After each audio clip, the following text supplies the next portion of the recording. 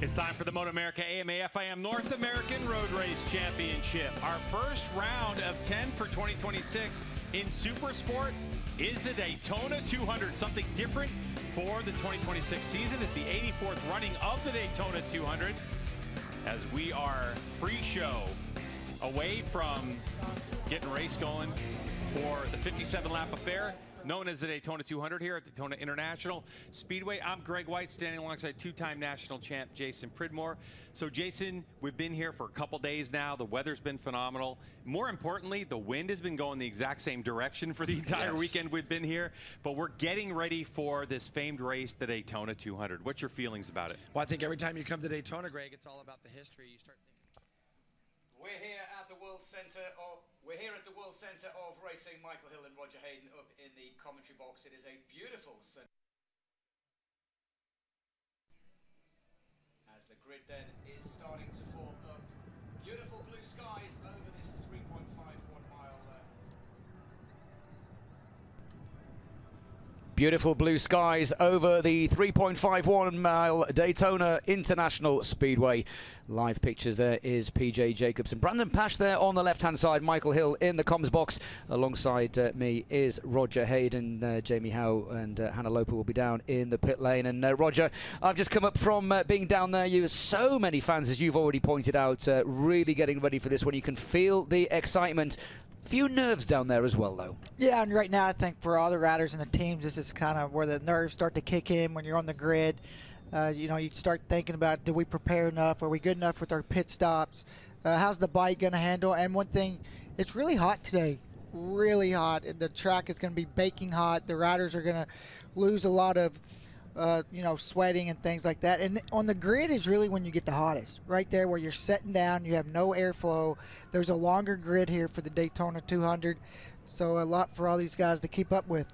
Yeah, absolutely. 42 riders and teams then will take part in this 84th running of the Daytona 200. And as I said, I've just been down there. Roger, you're absolutely right. It is baking hot down there. The wind a little brisk, but nothing to really worry the riders. And there you can see a lot of the guests that are part of the VIP program. That's a great, great feature of MotoAmerica, isn't it? You can get down on the grid with your hospitality passes. And it's nice to see as well, not just the seasoned fans, if we can call them that. Lots of families here, young fans as well. MotoAmerica growing and obviously kicking off the season, as always, here in Florida. The Daytona 200, such an iconic race.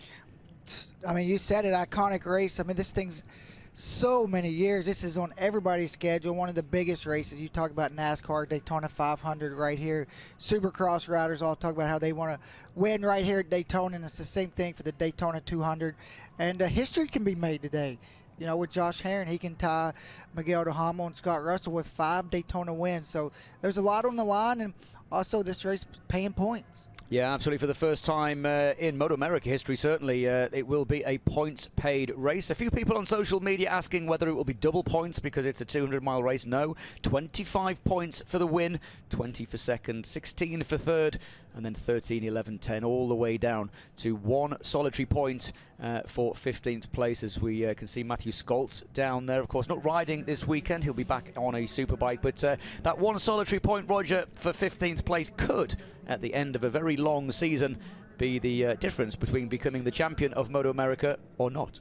Yeah, and we've seen a couple years ago, 2 championships came down to a tie. So just think what you would have did for that 1 point that season as the year winds down. And, you know, it used to be for some of the guys like PJ Jacobson, he's not going for the Supersport title. Richie Escalante, they're all Superbike guys. So they come into this race and they are not worried about points whatsoever. Absolutely. In addition to the championship points, of course, some of our long-term championship contenders, the likes of Tyler Scott, Josh Herrin, Darren Binder as well. They're going to want to come away from here, Roger, with points on the board. But this is not a sprint race. This is an endurance race. 3 stops for various reasons, but it's likely that we're going to see a minimum of 3 stops. And unlike the World Championship, it's certainly in terms of World Supersport and World Superbike, there's no pit intervention time. If you take 30 seconds longer, you'll be 30 seconds behind. Every single second stationary in the pits will count. And of course, if you speed, you're going to get a penalty. There's so many things that can happen in this race. A lot more. You know, really most race weekends, once the lights go out, it's up to the rider to get it done. Right. You know, you're out there by yourself. The mechanics have did what they can do. It's all on you. But you come here to Daytona, you got to rely on them. I think this is what makes this race even more stressful than ever. 3 really good pit stops, and to your point, you could be 4 seconds slower and put your guy behind 4 seconds. That's going to be a lot to make up. Yeah, absolutely. Various different bikes here in Bike Week as well. And there looks like a Kenny Roberts replica livery down there.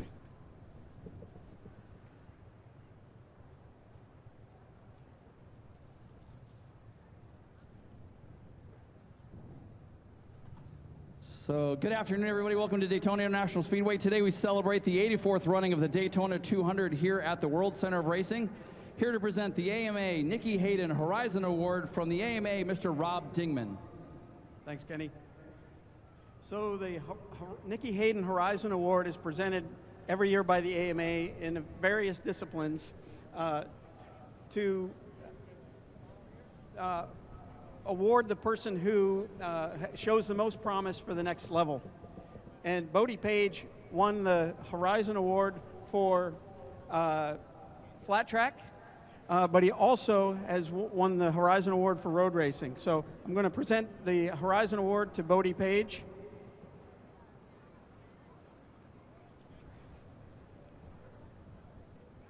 And because he's received the Horizon Award in 2 disciplines, there's only been one other rider, Dallas Daniels, who's won the Horizon Award in both flat track and in road racing. So to commemorate that, you've also been selected as the AMA Athlete of the Year in the Grand Champion category. So here's some more hardware. There you go. Nice job, bud. One of the few things to hold. Yeah. I won't let you drop it.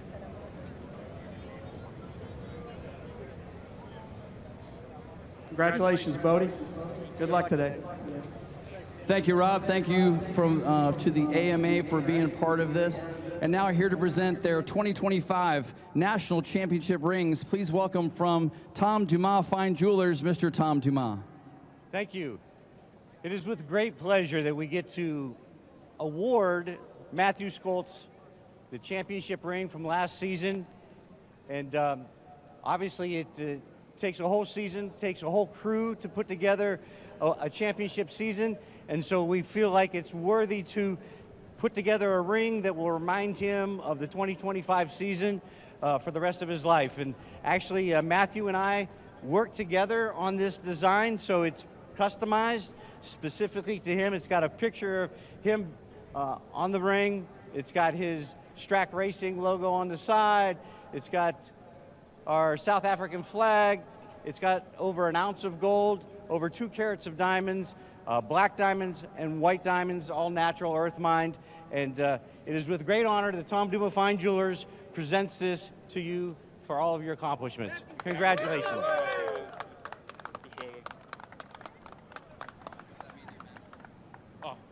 Well, I just want to say thank you to Strack Racing, giving me the opportunity to take back-to-back championships, and just looking forward to the 26th year, getting back on the Superbike. And good luck to all the riders out there today. Be safe, and I'm looking forward to some, drafting battles out there. See ya. Absolutely. Tom Dumas, thank you very much for your sponsorship and for the beautiful rings here. We're going to take just a second to regroup and move back over here to our next presentation.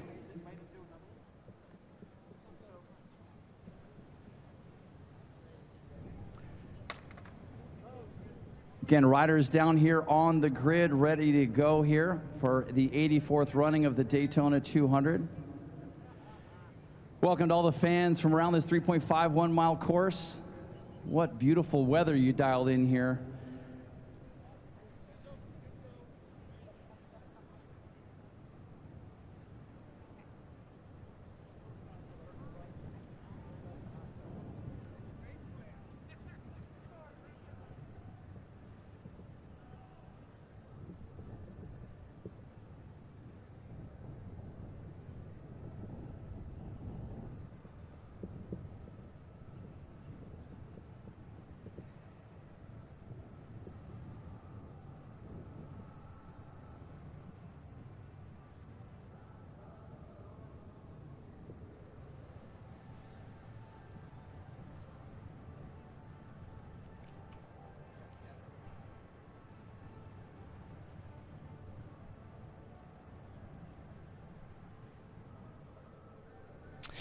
So, Roger, we see down there, there is Frank Kelleher, the president of the Daytona International Speedway. Some nice jewellery down there for Matthew Scholz, and as he said, he's not on the grid, but he has been on in the past, and I guess he can't wait to go racing in Superbike. Well, what an honour for young Bodie Page. The award there, the Horizon Award, in memory of your late brother Nicky. Fantastic achievement, and of course doing it on both disciplines, road and on the dirt as well. I mean, that doesn't happen very often. No, not at all. And we talked about it early on in the weekend when we had our pre-show. One of the young riders to look out for going into this season was Bodie Page, and he's proved that again this weekend, really fast on a Twins Cup bike. But just a talent, doesn't matter if it's dirt, asphalt, just one of the guys where it's going to be a name you're going to hear from a really long time. It's going to be fun to watch him in the Twins Cup now and race some of the other guys that's just a little bit older than him. But what an honor, and he earned it. Yeah, absolutely. If you are just joining us, Michael Hill and Roger Hayden in the commentary box. Welcome to MotoAmerica Live Plus.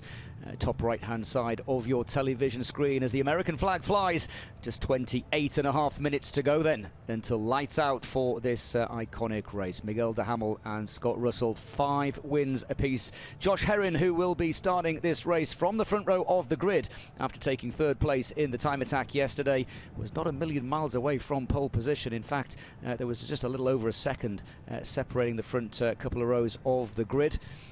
Tyler Scott on the Suzuki will start from pole position. PJ and Josh Herrin alongside him. Darren Binder, the Moto2 graduate, will be on the heading the second row of the grid. Richie Escalante, what it would mean to him, Roger, to win. And let's not count out Alessandro De Mario on the Ducati. He is going to be making his debut as well as Darren. And it's just going to be such a learning curve to not only have your first Super Sport race, but it's the Daytona 200 as well. You know, you almost wish you could have another race to kind of get your feet wet and get going and then jump into the 200, but that's not the way it works. You know, he's getting thrown into the deep end. Luckily for him, he's on a really good team. He's got good people around him. Ben Spies is probably in his ear a lot, trying to give him, you know, some pointers how to go into this race and not put too much pressure on him. And for him, he just needs to get a good start and get up there and learn from those guys that's got a little bit more experience than him.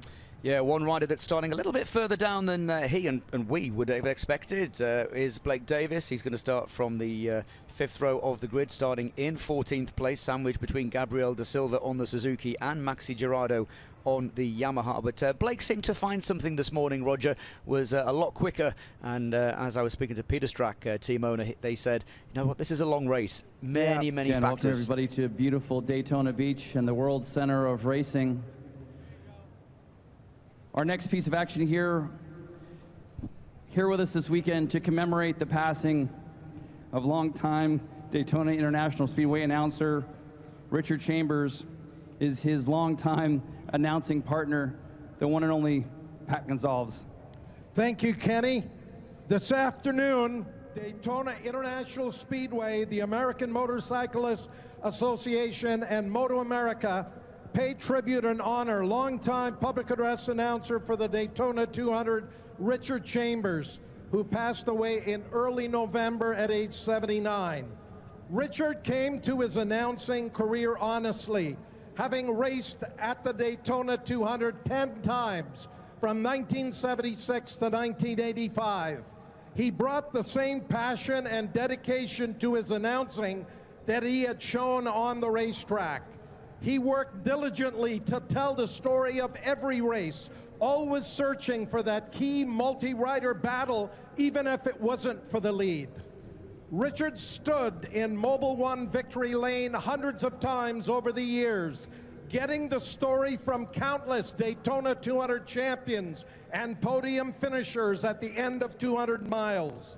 He was the voice that brought you the updates from pit road, interviews, observations, and that last lap dash from the chicane to the checkered flag in the Daytona 200 and other Bike Week races here at the World Center of Racing.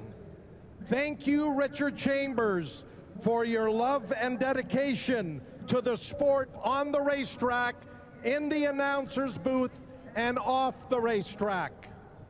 Kenny? Thank you, Pat. Now please direct your attention to the stage as we welcome the president of Daytona International Speedway, Mr. Frank Kelleher. On behalf of the France family and the entire staff here at the World Center of Racing, It is my honor to welcome you all to the 84th running of the Daytona 200. It has been an amazing bike week celebrating with you all, and now it is time for the main event. Special thanks to MotoAmerica, all of the team owners, all of the riders, all of the sponsors. Thank you for being here. Let's have some fun and let's go racing.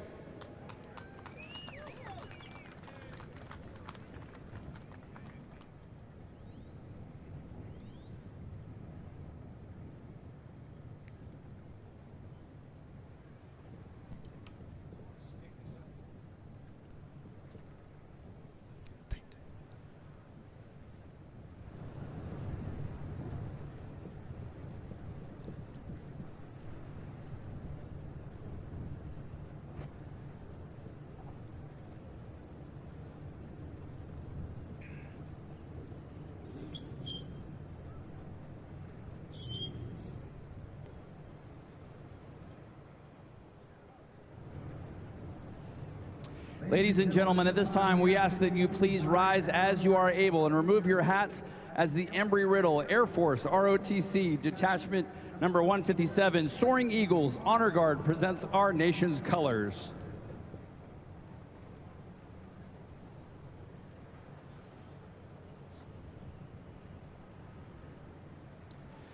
Offering today's invocation, please welcome from Raceline Ministries, Mark Miracle.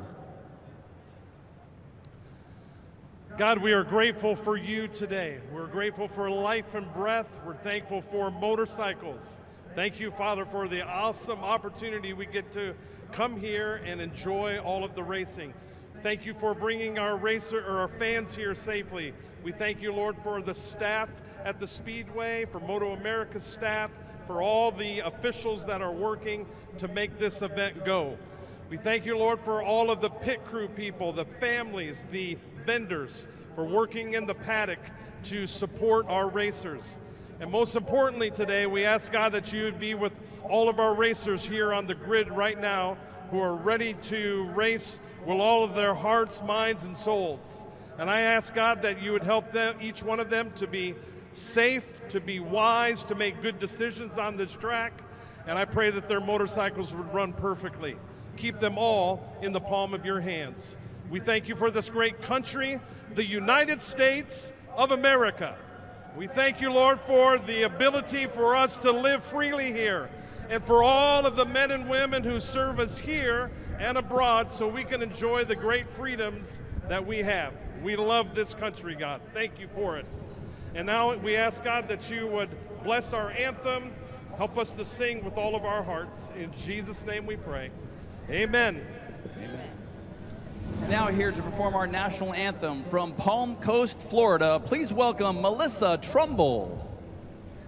Oh, say, can you see by the dawn's early light what so proudly we hailed at the twilight's last gleaming, whose broad stripes in bright stars through the perilous fight o'er the ramparts we watched were so gallantly streaming, and the rockets' red glare, the bombs bursting in air, a proof through the night that our flag was still there.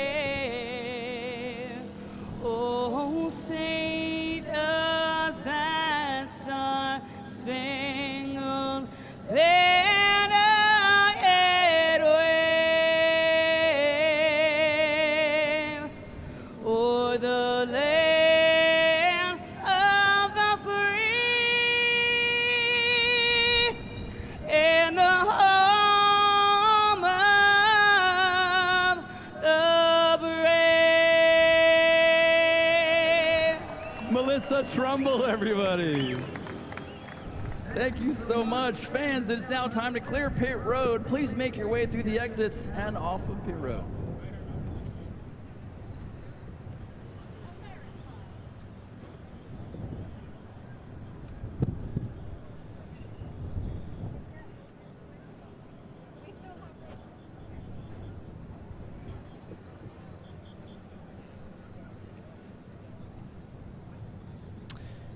So, Roger, the opening ceremonies then are concluded. The grid, look at the packed grid down there. So many people. There is Matt Scholz on the right, the reigning Supersport champ, Kyle Wyman, of course, champion in King of the Baggers.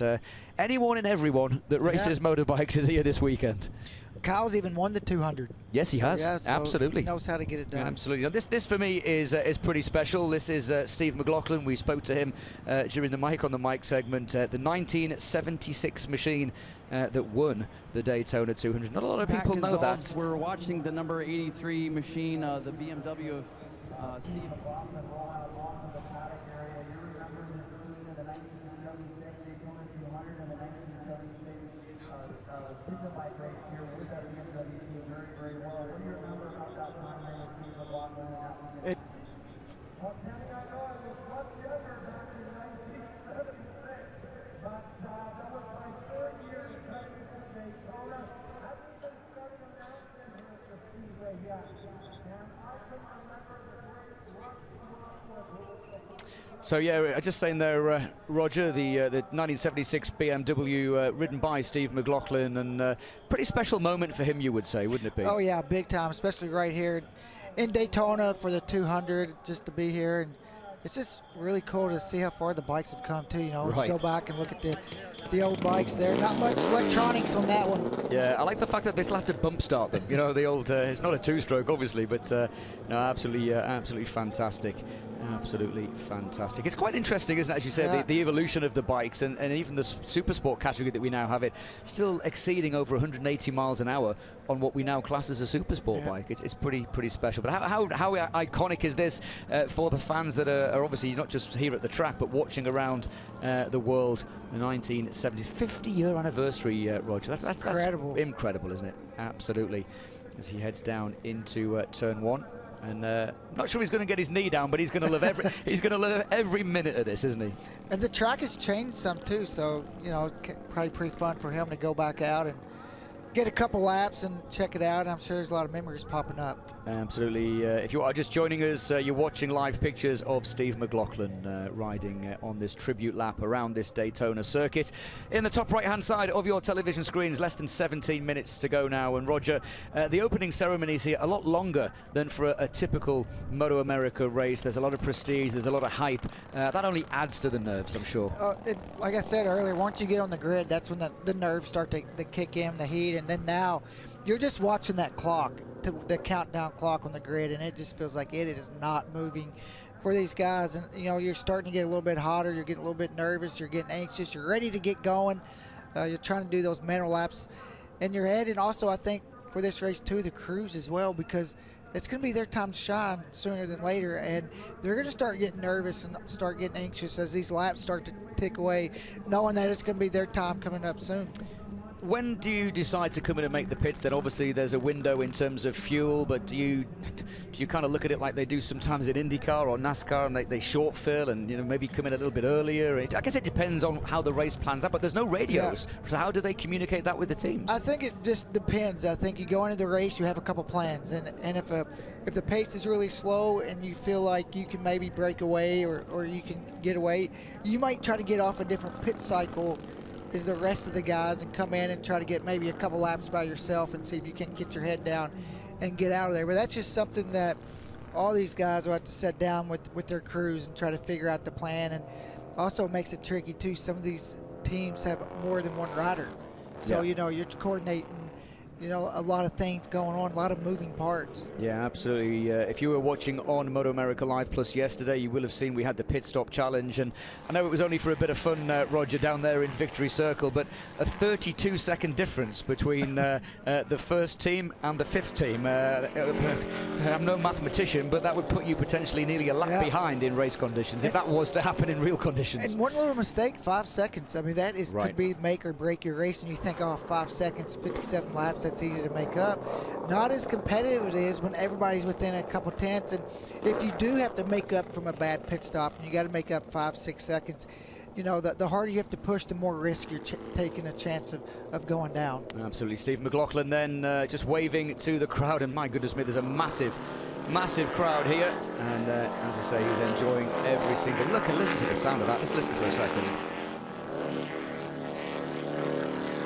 Oh, that sounds so good, doesn't it? That sounds so good. Steve there getting his elbows in.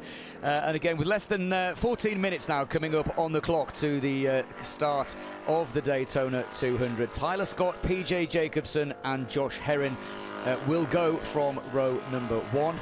Darren Binder, Richie Escalante and Alessandro De Maria. What a stellar performance from the youngster running under number 27. Josh Hayes, Kelly Yakov and Riston Grigg. Danny Webb, Dominic Doyle and Peter Hickman, and here we go then, the flyby, and I'm sure he's going to get a lot of support from the fans. Hey, he's not hanging about, is he? As he heads down in towards turn 1 and what will be his second and final lap. I'm glad that they've given him a full lap, you know, not just coming out of the pits and missing that first turn. Little He went a bit wide one. there, yeah, just misjudged his brakes, I think. But had a tailwind headed in there. Absolutely, and I wonder whether he's just ignored the flag. Is he just staying out? He's having so much fun. He's just going to be, it's great to see. But you would do the same, wouldn't you? If you've not, if you've not ridden around the track for a while, you've got your bike out there, the whole world is watching. I'll just sneak an extra lap in. Why not? How impressed were you this weekend then so far, Roger? Before we sort of really get into this with Riston Grigg, and I've got to say that was a really good performance. Started out in Group B. Yeah. Just what he's been able to do, and I think for him, if he can get a good start, he has the pace to stay in that draft, at least to the first pit stop. It's just really impressive to be inside. I mean, a couple sessions inside the top 6, top 5, for him to be on the third row, coming from the B group to start the day. Just really impressive weekend so far for him, and you know, hopefully that's something he can carry on throughout the whole season. Yeah. Goes around that far part of the circuit. So many fans down here. He's got the, look at that, how cool is it? He's got the sunglasses under that as well. That is so cool. On the number 83, there you go, stamps it through the box, and it's great to see. Really, really good to see. We shout out for the British rider as well, Peter Hickman. I know a lot of people from the UK are tuning in, and again, I know a few of you wanted me to talk to him in that build-up to the race. Decided not to, purely and simply, Roger, because he's had such an up-and-down weekend. The last thing I think he needs is me turning up with a microphone. The team have done a stellar job rebuilding that bike, not just once, but twice, as we get a look there at Darren Binder, and of course his first endurance race. But for Peter Hickman, good that he's going to be on the grid. Just tough weekend for the whole team. They put so much effort into coming here this weekend, but hopefully they can have a good race, get all that bad luck out of their way early on in the weekend. Yeah, we saw Darren Binder there. Of course, he had a chance to go to many other championships. He's chosen MotoAmerica. There's PJ Jacobsen. That says a lot for our championship, doesn't it, when you've got world caliber riders electing to come and race here in the States. And it's kind of been a trend the last couple of years. We've seen some guys coming from MotoGP, World Superbike here, making MotoAmerica. They see the series growing. They see more manufacturers getting involved. They can see, how many fans are at our races now. So just really great to see. Josh Herrin there can make history. We talked about that. Could be the 5th win for him today if he's able to get it done to tie Scott Russell and Miguel Duhamel. Struggled a little bit testing, had a crash, hurt his ribs, so he's not coming in 100%.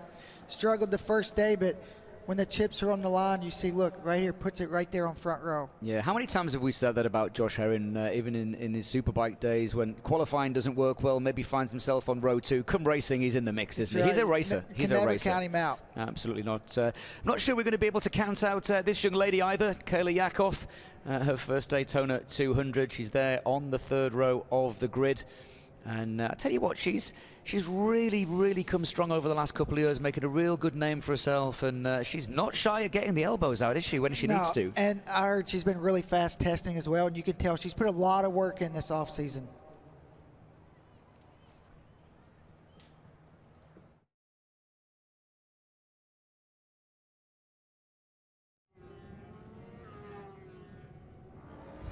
They call it the World Center of Racing for a reason. High banks and high speeds can create some incredibly tight racing. Who's going to have the late braking and wants the lead out of the chicane? And as history beckons the only racer in the field to have won a Daytona 200, there is more on the line than just fame and fortune. There are precious championship points spread over 57 laps on the high banks. Can Josh Herrin win his 4th in a row and tie 2 of the greats with 5? Or will a first-time winner proudly stand on top of the podium? We're 200 miles and 3 pit stops away from finding out. The Daytona 200 begins right now.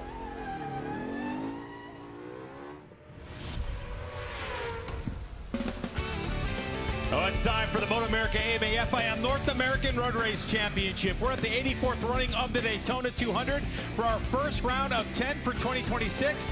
For Supersport, right here in Daytona Beach, Florida. We are at the famed Daytona International Speedway, the road course with the high banks, and we are getting ready for this race. Wow, welcome everybody to Daytona Beach, Florida. I'm Greg White, standing alongside 2-time national champ Jason Pridmore. So we've been here 3 days, all the stuff, the qualifying and the hype and everything's over, and we're so close to a race start. Man, we're getting ready to start. I feel like it's just yesterday I rolled into here, and now we're at the 200, and there's a lot of anticipation, a lot of nerves on that grid right now.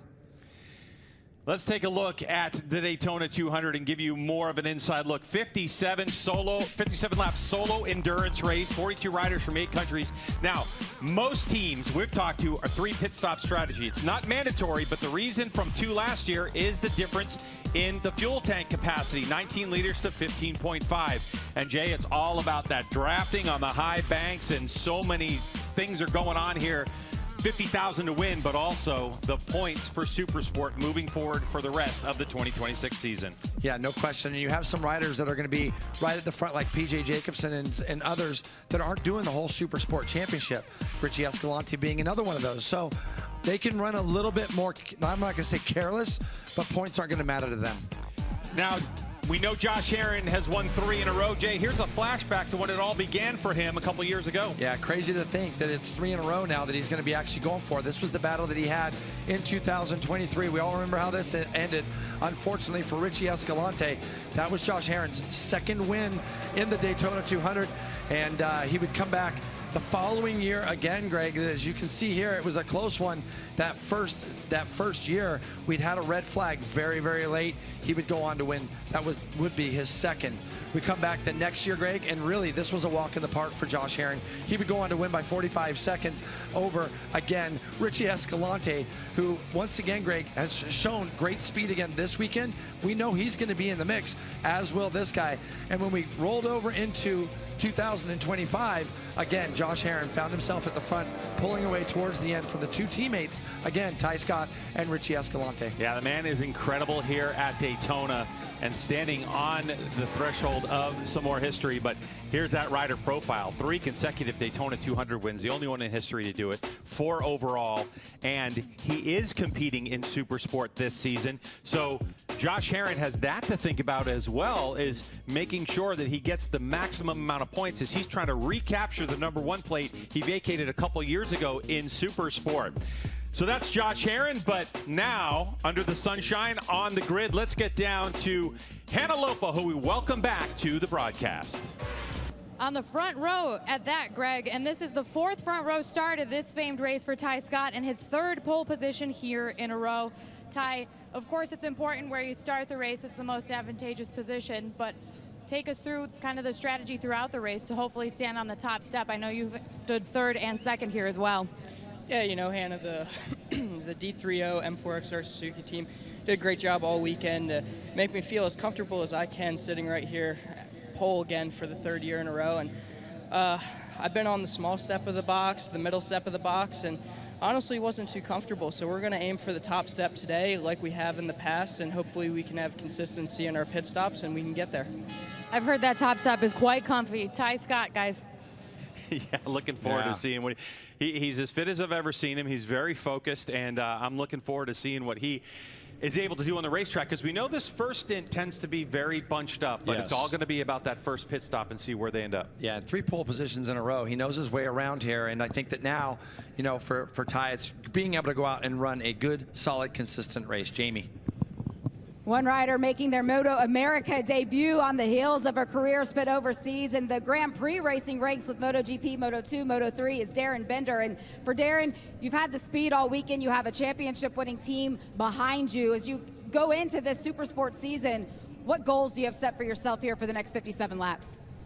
Yeah, pre-season didn't quite go to plan, so coming into this race, I was just coming here to try and score points. But to be honest, things have gone a lot better than what I expected.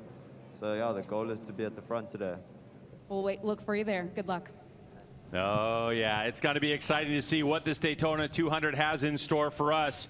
We're going to step away. When we get back, we're going to get those red lights off, clutches out, and we're going to head to turn number 1 to begin the race.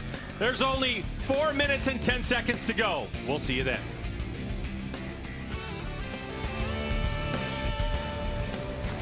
Words then from Darren Binder, Roger, a former MotoGP rider, Moto2, Moto3, lots of experience, and I'm not sure that he did come here with expectations of just making up the numbers. He's a racer, and as he said there, the plan is to be at the front. Could he win the Daytona 200? Yeah, and we know that biking team knows how to get it done here as well. They did it with Josh Herrin, so I think that kind of gives you a little motivation going into the weekend. I'm sure they worked all throughout and just got him as comfortable as possible.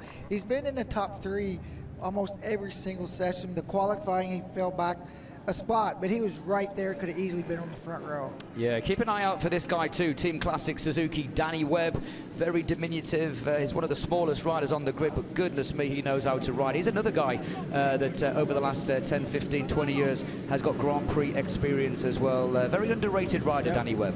And Dominic Doyle this weekend has been really fast. He was the top Yamaha in a couple of the sessions, moving up to Supersport this year. So far, he's showed a lot of speed. Yeah, a rider that didn't have the best of starts to the weekend. There is Peter Hickman, gives a thumbs up. Great to see Peter out on the grid. There's Blake Davis just alongside him. But Josh Hayes didn't have the best of starts to the weekend neither, but in qualifying, or certainly in the time attack, Roger, got himself up into 7th place. You can never count out Josh Hayes. A wily old fox. He knows how to win races and knows how to go fast around the banks of Daytona. And it looks as though Josh Herrin just getting a bit animated down there on the grid. Not sure what the hold-up was, but Josh certainly looking a little bit animated. And 42 riders, very different run down into turn 1 when the lights go up, though, Roger. It really gets tight right here, Michael. You see how everybody's like really wide, and then they start to really weight it into turn 1.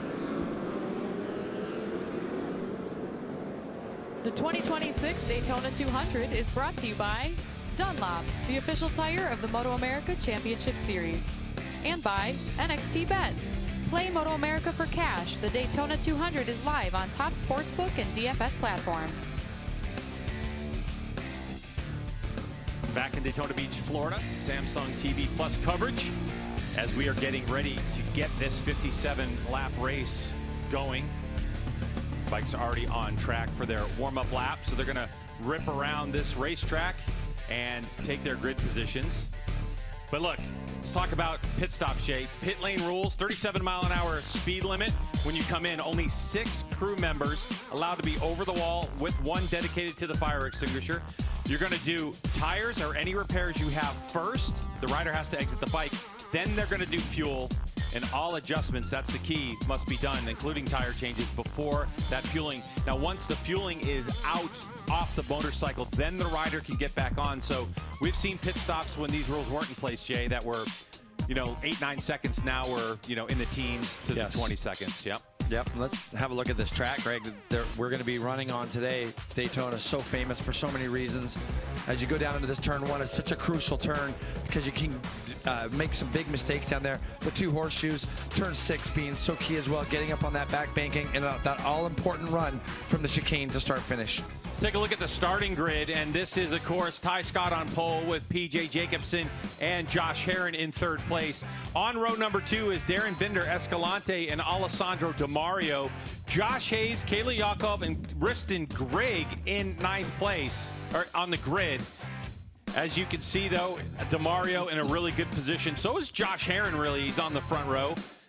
But as we transition onto our row number 3, you can see Hayes, Yakov, and Greg. And then there, Greg, who's had a rough weekend, right? Oh, my goodness. Great to see Dominic Doyle up there. We spoke to Danny Webb. Let's get back to row 5. De Silva, Blake Davis, Gerardo, Aiden Sneed making his Daytona 200 debut. Ryder Davis there as well. Gus Rodeo, Cornball, Dreyer, Jason Waters, who's been fast in this class and others. Carson King, you see him there as well. Ella Dreyer and Enriquez Lamandry Jr. I expect him to go forward. Arongo's back there. Bauer, Martinez, Vandal, Bean, Irwin, and Anthony Fania going for the mileage record. Ivy, Hopkins, Stevenson, Kircher, Inkoski, and Mello.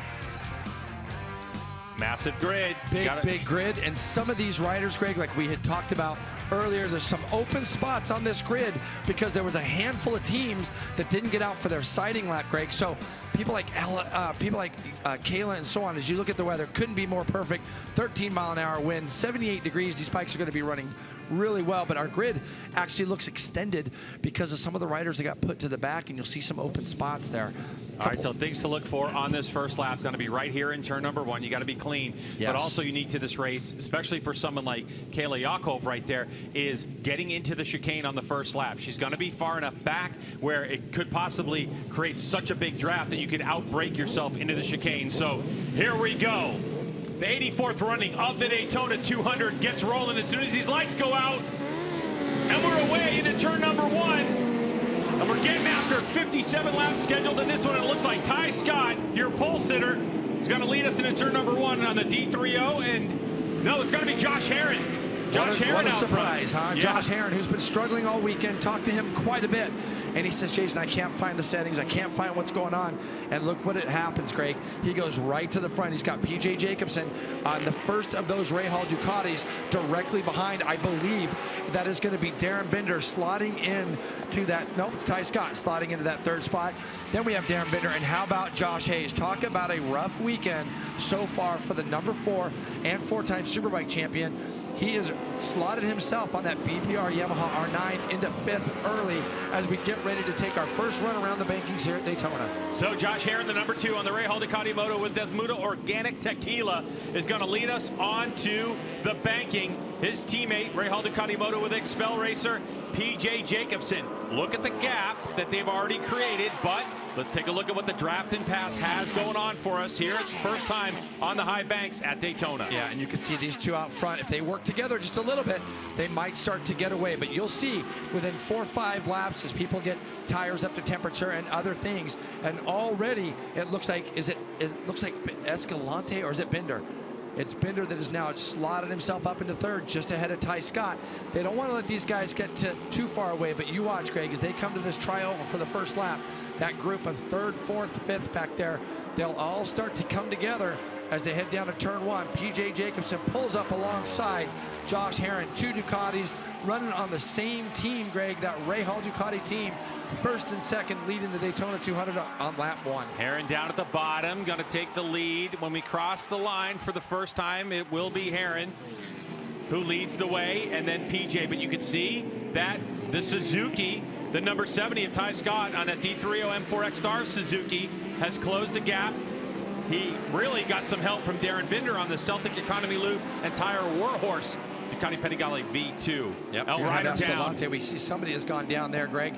That's going to be just on the exit of turn number 1. So we'll try to get a number and figure out who that could have been. Obviously trying to get back up. You see the corner workers putting the air fence back on. That rider doesn't look like they have much damage to that bike, so they're going to get going again right away. Yep, 29, Greg. Shane Maggs, I believe, is that who? Yeah, Shane Maggs on the Shane Maggs Racing Suzuki GSX-R. See how he gets out there wide, kind of. This is the draft, Greg. Oh no, it wasn't. Yeah. So Shane just kind of was on his own there, loses the front right in the middle, but he's back up and running. But you can see all these riders going wide. That's because the draft draws you in there so much that your normal braking spot, you have to move that brake marker back a couple notches just for the reason that you don't get drafted too much into there. As you see Herrin and Jacobsen going side by side, what this is going to do, it's going to allow the other guys behind, if they're staying single file, to kind of close up onto the back of these guys. So you want to try to do as little side-by-side stuff as you can. We'll take a look at the lap time. This will be the first lap that we get an idea. Red flag, Greg. We have a red flag. I saw Herrin taking his left hand off the bars, and maybe we have an airbag down in turn one. This is just speculation. I'm looking out the window here to see if I see anything other than that. But this could be, maybe the airbag went down when Shane went into there. So we'll have to wait and see what that's about. All right, so we didn't get the full-time lap. A good look at the MotoAmerica lighting system that we have in spots around Daytona International Speedway. And of course, when those lights go off like that, that indicates the riders what's happening. Red flag means race stop conditions, and riders are heading back to pit lane. Now, the question is, what does this do for grid, right? We've talked about this before. They haven't done 3 laps is the rule here in MotoAmerica Supersport competition. So even though someone like Kayla Yakov, who worked her way up to 14th from way back, yeah, she doesn't look super happy actually looking at her, but she doesn't get to restart in that position. She's still going to have to take the original grid position that she took right before the first start of the race. Yeah. So right now, all these crews, and this is the stuff that happens. You don't really take into play when you're planning a strategy for the Daytona 200. And so right off the bat, we end up having a red flag. I just saw that Shane Maggs from my commentating post here, I saw him pull into the pit. So any little things that may have been damaged on his bike, he's going to be able to get going again. He had come across the line, Greg, in 20th. Oh, there was a separate incident, obviously, here as we're looking now. I'm trying to look and see where that possibly is. It looks like it could be out of the second horseshoe. All right, so rider down, and people are taking care. Here's the look. The high side. Yep, it's a big high side on the exit of that second horseshoe, and bike and rider kind of flipping along. Hard to get a number on that one, Greg. Yeah, I was looking for the same thing, but looks like the rider's up right now as trackside continues to work on our rider. We're going to step away from Daytona International Speedway, get this red flag sorted out, and get you closer to our restart of the 84th running of the Daytona 200.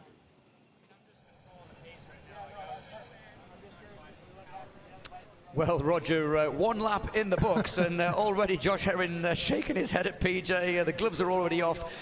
We never want to see a red flag, but that is just a bit of a teaser of what is going to come. 56 laps, of course, to go once we get going again, but safety first. And what do you make from that then with Josh Herrin? I mean, he was getting, pretty animated straight away. You could just tell right away he's going to break the pack up. Yeah. I mean, he was not going to, usually the first couple laps of the 200, they're not really down the race pace, but he already had his head down right away, and he was going to try to not bring in 12, 13 guys in this first stint and tried to pull away, and PJ was right there as well. And if they could work together, they could catch some people napping. Yeah, 100%.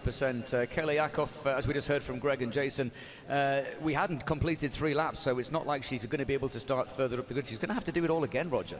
Yeah, and now she kind of has a rehearsal of what she needs to do to try to make up more space, more spots. But unfortunately for her, though, it's such a long race. Just be patient, maybe work your way through. There's possibility it could be another red flag down the race if she's works her way inside the top 10, top 9, then she'll be able to restart further up the grid then. Absolutely. Again, just a clarification for anybody that is watching or that is trackside. We do not add the lap times from the first race. This is now going to be a complete restart. There will be 56 laps remaining. And whatever just happened in that first lap, Roger, it just didn't happen. What was your take on that a little bit further back? Darren Binder nice and steady away. DeMario was in the mix, but a couple of other people also just taking it quite steady. Peter Hickman, Dominic Doll, not really getting too aggressive in those early stages. And it looks as though Kayla's had some kind of issue down there as well, maybe just topping up the fuel as well. So, and a tense start for Kayla. She'll get a chance to go again, as will all of the riders once we go racing in a few minutes.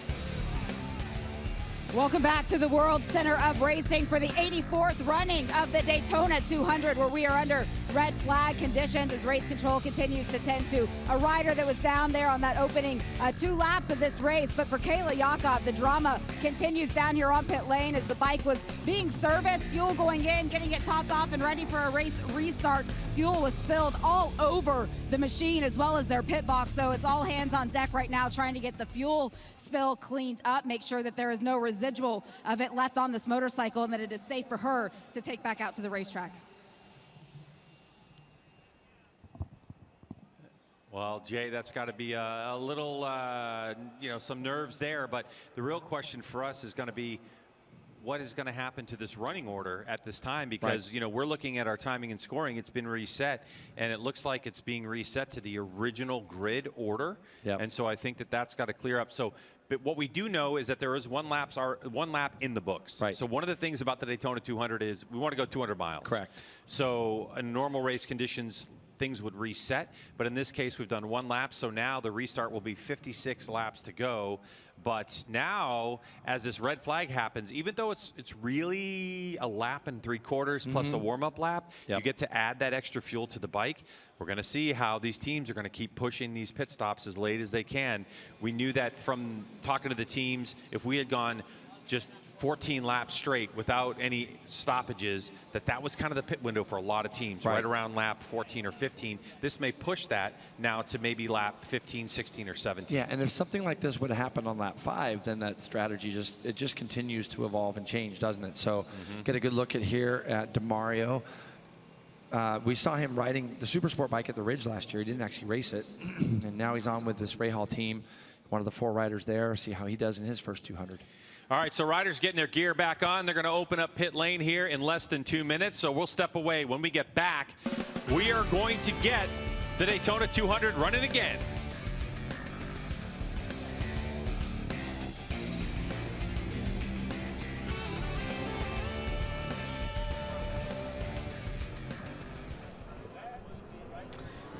Seeing a couple of riders then starting to put their helmets back on. The signal has been given, folks. Not too long now until we go racing again. There is Carson King. He's impressed me this weekend, Roger. Another rider moving up from the Talent Cup. And I tell you what, from a Talent Cup to a Supersport bike, that's a hell of a jump. Yeah, and he's approached the weekend the right way. Just every session a little bit quicker. One of those guys we've seen leading the way into the B group. And for him, he's got 57 laps. That's going to be a lot more experience, a lot more laps under his belt. Just got to have a steady race, but he's been one of those guys too I thought was impressive. Just the way he was slowly getting quicker as each session went on. Absolutely. If you are just joining us, that's our first glimpse in the pits, at least, of Darren Binder. Very distinctive green number 53 on the front of that Warhorse Economy Lubin tyre Celtic machine. Again, I guess for someone like Darren, who's got no real experience of racing on the banks, he just needs a few laps under his belt, settle into it, let the nerves calm down, and then just see how this race is going to pan out. And I think for him, he really doesn't have a good judge of how the race is going to go. You know, they only did maybe 1 or 2 laps, so I think if there was a red flag when it came out, he would have liked to maybe had 6 or 7 laps to kind of really see how things are going to play out before the red flag came out. Of course, we had a red flag. If you're just joining us, Shane Maggs was the first rider to go down. He remounted. We then saw the 5-2-1 going down, and that's why we had the red flag.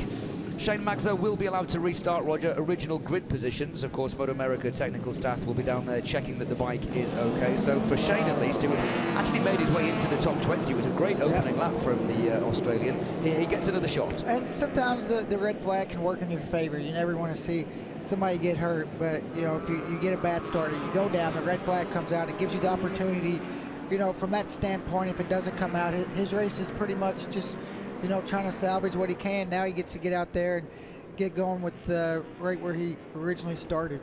What we did see from that first initial start of the Daytona 200 was that Josh Herrin is not here to mess around, is he? He got the hammer down, and as you rightly said, I think his plan was to try and break them. Seemed as though only PJ was really willing to get into that in those early few corners. And really, Tyler Scott and Darren Bender were the only 2 that was starting to kind of close them down, but now I feel like they know what's going to happen, and they're not going to be so patient and relaxed early on, and I think Josh is going to try to do the same thing again. Is Josh Herrin. He was leading the opening part of this race. We're going to get a second bite of the cherry. Restart of the Daytona 200 is coming up now. And then, of course, we missed in 2020 or COVID during the pandemic. So, and that was when Kyle Wyman was trying to come back and repeat his big win. Of course, we'll get to see that rider later on in the day in the Mission King of the Baggers. But sighting lap now for the Daytona 200 to restart. And one of the things you can see here just in this shot, look how slow they're going, is because they're just going to go around the bankings half throttle right now, trying to conserve that fuel. You know, they're going to, both on the sighting lap and the warm-up lap, you want to put heat in your tires. Now, Greg, if it was a lot colder today, if it was 55 degrees rather than 78 degrees, then you'd have to speed your pace up a little bit to get more warmth in those tires and heat in those tires.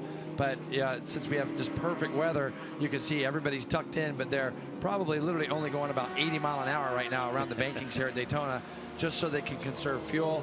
And that's why they're low. That's why they're all tucked in and low, and guys are drafting each other.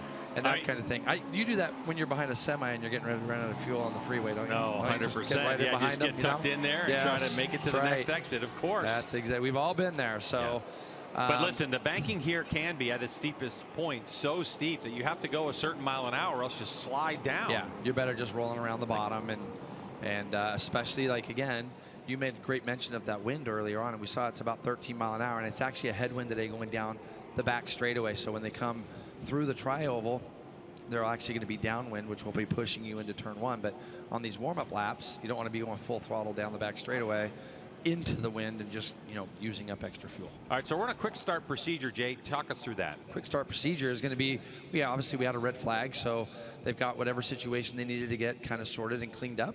And the riders are going to have one of their crew members just aligning them up to where their spot's going to be. I did see Kayla roll all the way back up to hers, so that's good. This is going to be essentially our original grid. So this is a huge break, right? For those that got that penalty for missing the original sighting lap. But you're going to see there's just one person out there now.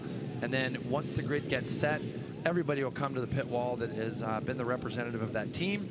And then we'll go out and do a quick warm-up lap, and then we're going to get started again. Wonder what's going through Ty Scott's mind right now is he thought he had great pace, but it was P.J. Jacobson and Josh Herrin who started to break away from the field early, and that was, I think, surprised us all. I think it surprised it. Yeah, I mean, I think, again, going through the paddock before the race today, I was able to get down there, and a few people kind of felt like there was going to be 4 or 5, maybe 6 bikes all at the front. But, man, those 2 Rahal Ducatis of Josh Herrin and P.J. Jacobson had other ideas, and being teammates, they're going to work together, aren't they? They're not going to mess about with each other in the infield sections and things. And really, when you have this many teammates, you can work together, and then once the last pit stop happens, all gloves come off, and it's kind of every man or lady for themselves for those last remaining laps of the 200. So, Jason, when you talk about what was happening there before the red flag, and you have Josh Herrin, and what I heard when we were going to break, we had our camera on Josh Herrin, and I heard him talking to his crew saying, I was just out there controlling the pace.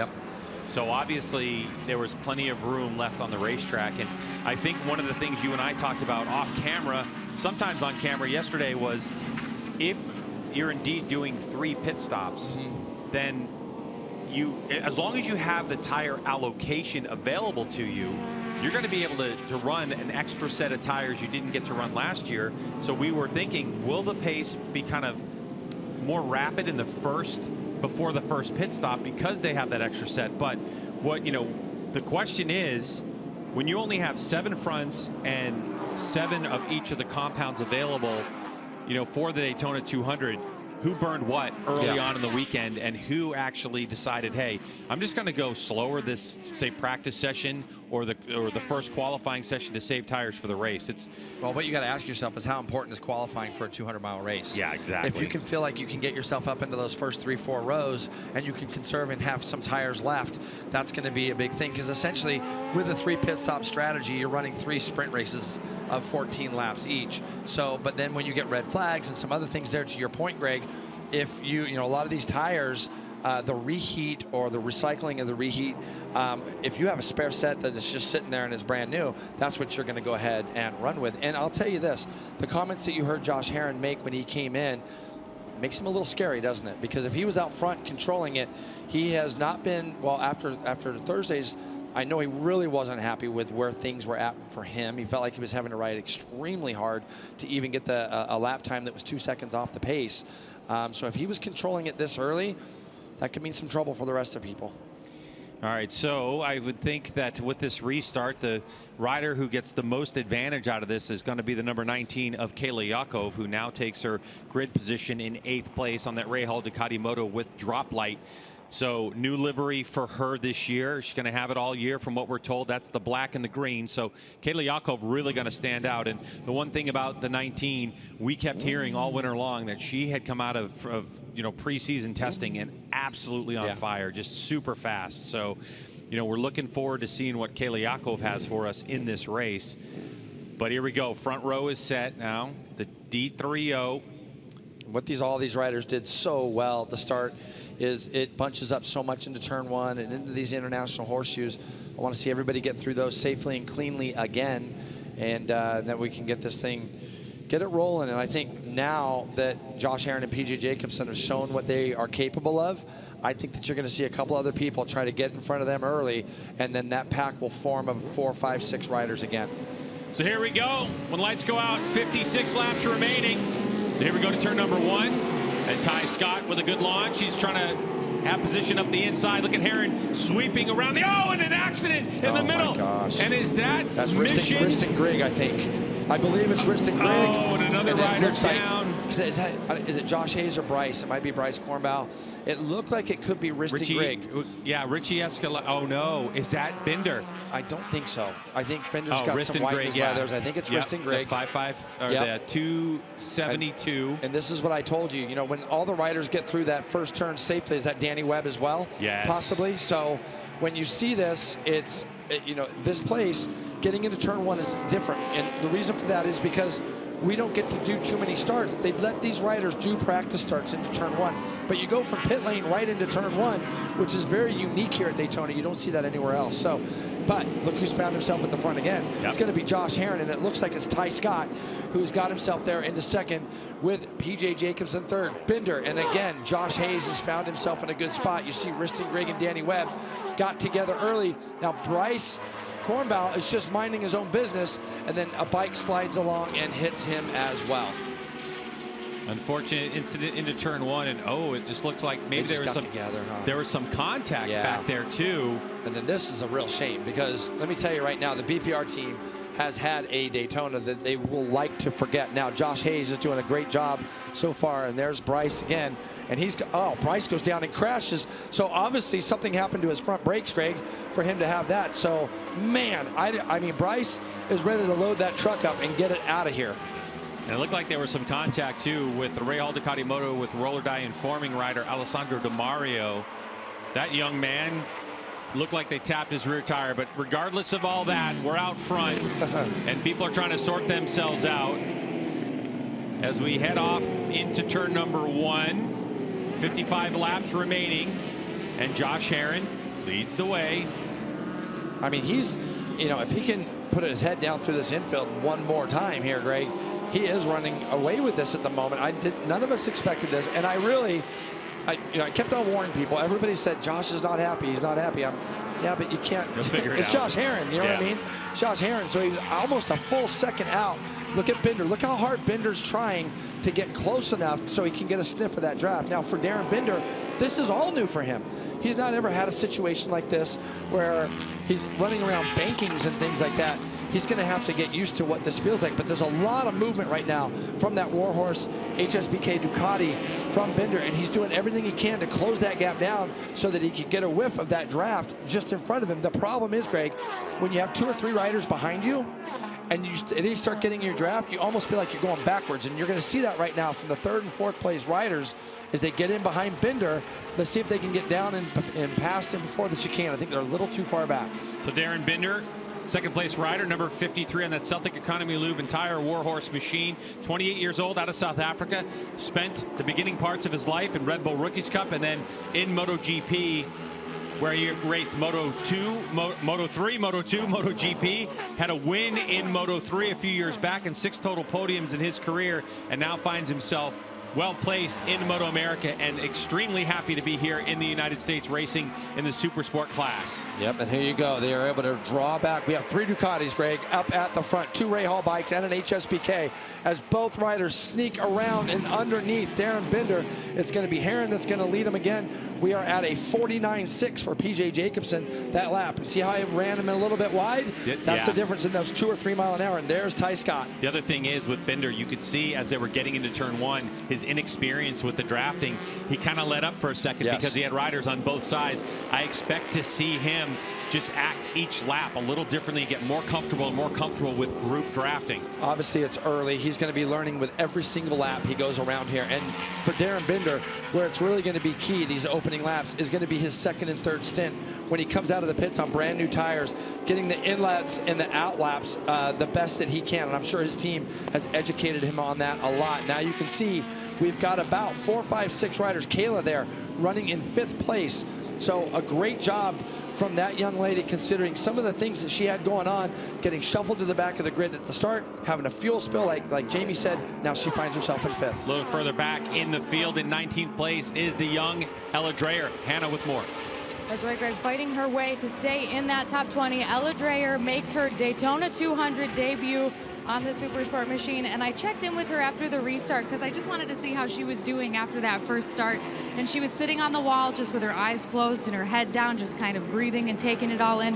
For such a young age, very calm and cool and collected. She seemed very in control and just cool as a cucumber, ready to get back out there. A little bit more on her later and how she prepared for this race a bit differently than she has prepared for some of the others. So the MP13 Racing One Cure Racing machine on that MV Agusta, just a couple in the field. Yeah, and you know, Greg, she is a cool customer. I love it. She's got a great personality. We have a pass for the lead here. Again, this is going to be something that we're going to just see over and over again, Greg. But a note, Jason, on with 53 to go, Darren Binder credited with his first race lead in MotoAmerica. Good job in for the him. Daytona 200, absolutely. Yeah. Jamie. And talking to Darren Binder just before the race, you know, he's talking about this opening stint, meaning before he makes that first pit stop, and he really had one goal with the clean track around him, was ultimately just to see how hard he was able to push it. You think about the end of the race and how traffic could potentially come into play. That draft becomes even more crucial. So right now, as you say, his very first race here in MotoAmerica, very first race here at Daytona, the lessons are being learned, but he is so calculated and just putting it all in that notebook that he can use later on. Yeah, and you can see Josh Herrin already getting frustrated. See that? He did it out of the horseshoe. Felt like Darren Binder's getting away. Herrin wants to not let that happen. He wants to go after the bike that he essentially won the Daytona 200 on the last couple of years. And he kind of felt like maybe he was getting held up in the infield by his teammate, PJ Jacobsen. So Herrin on the go here, trying to get back in that draft of Darren Binder as they head down that back straightaway, Greg. We have 4 Ducatis in the top 5. The lone Suzuki of Ty Scott splits them up with Escalante just off the back in 6th. Then we have another Ducati of DeMario, Doyle, Josh Hayes 9th, and Gus Rodeo there in 10th. Good run from Gus Rodeo so far. So Josh Herrin in that Ray Hall Ducati Moto with the Zuda Organic Tequila, able to reel in Binder, catching a whiff of that dirty air being thrown off the back of Binder's bike in the draft. And there goes PJ Jacobsen down low on the Ray Hall Ducati Moto with Expel machine. Is he going to have enough to propel him into the lead? He's going to be down low, and there goes Herrin out of the draft of Binder. And now Binder, the meat and the sandwich as they go into turn number 1, and Herrin is going to dictate the pace for this lap. Yeah, now again, you're going to see Herrin try to separate himself. I've seen this from him over the years, Greg. When he gets into turn 1, like when he's in the lead, he acts like the rest of the lap is a qualifying lap. Look how hard Binder is just trying to not let Herrin get away. Herrin, it looks a little easier for him right now through the infield in a way that I wasn't expecting, because he's had a lot of issues just with front end feel. He's had some issues with grip, but right now they picked a good time being the race to get that bike working as well as it is. Yeah, they certainly did, and Herrin's dictating the pace, but it doesn't look like Ty Scott, who's now got a couple years in Supersport under his belt. Richie Escalante, who is here like PJ Jacobsen in 3rd spot, only for this race in the Supersport category. They're looking pretty comfortable right now. Nobody's hitting the panic button, although the lap times have been fast. And Josh Herrin just went sector 1 fastest split at a 56.9. But Jay, we're talking about 150.2 for Herrin, 149.6, 149.6 for PJ and Binder. Scott at a 50 flat, 49.7.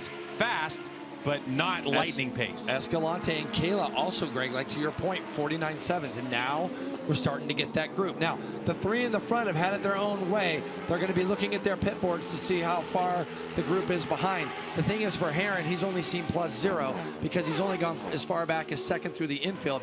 That other group is starting to creep up onto the back of them, and we're going to have a 6-rider dice. As soon as one of these Suzukis can get up there and get to the front, then the guys on the first 3 are going to realize they have more company than what they probably thought they did. Josh Herrin credited across the line with the lead, but it's Binder who will take us to turn number 1 with 51 to go of this 200-mile race. And that field now at 6. And boy, that red flag benefits Kayla Yakov in such a big way, as she right now is there in the mix. She's another one who's been on. We'd expect her to be in the top 5 all weekend long, and it's been up and down for Kayla, who spins up the rear tire on that Rahal Ducati Moto with drop light. She'll only do that probably 100 times in this race, but to us it gives us a little flinchy up here, but that's going to be nothing for her. And you know, you can almost kind of feel that there's going to be a rivalry between these two guys at the front already, right? With Herrin being on that bike for so many years, now he's switched over to Rahal. You know, he's probably going to treat Darren a little different than he would treat maybe a couple of his teammates. So in that sense, these two are going to see a lot of each other in 2026. For Darren, he's going to be going to a bunch of new racetracks, hopefully getting to see a few of them before he actually races on them. But he's getting a great education right now of what it's like to just draft and redraft around the high banks here at Daytona. As you see, Herrin drafted by him. Binder goes right back on through. And look at Ty Scott in 4th place, Greg, just kind of sitting there minding his own business and watching what's going on. Oof. Binder still looks like he's riding hard. You see a lot of movement from the front end of his motorcycle as he's trying to find the correct line still around this racetrack. And if you're following him, you're seeing that. Herrin's watching that. He's seeing the different movements. He's seeing how hard the guys around him are running. All the riders are just educating themselves, not only with what's going on underneath them, but what is also going on with other riders around them. And you build a bit of a trust with those that you're racing around. And here comes the Suzukis, Greg. Yeah, here goes Escalante down at the bottom on the Mission Foods machine. That's the M4 X-Star Suzuki. So the 54 Escalante, who will be full-time in our Superbike class, takes over 3rd spot for the moment. His teammate Ty Scott, the number 70-year pole sitter on that D30 M4 X-Star Suzuki, moves his way to 4th, shuffling PJ back with his teammate Kayla Yakov. And this is what we expect for the next 50 laps or so. But we have pit stops that are ahead at some point.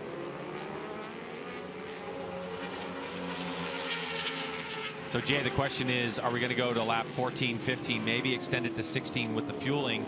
But keep in mind, too, with the 2 laps we did, when you have that quick start procedure, like you were talking about before, you can top off your tank, but you still got to do 2 extra laps before the race even gets going again. So we'll see how teams are going to calculate this. And, of course, one of the advantages we have here at the Daytona 200 is having 2 amazing pit reporters down there. They're going to be calling our pit stops for us and letting us know when teams start to throw tools over the wall and start to get ready for those pit stops. And a lot of the teams are going to be able to tell how much fuel their rider used after that first pit stop, how much fuel went into the bike.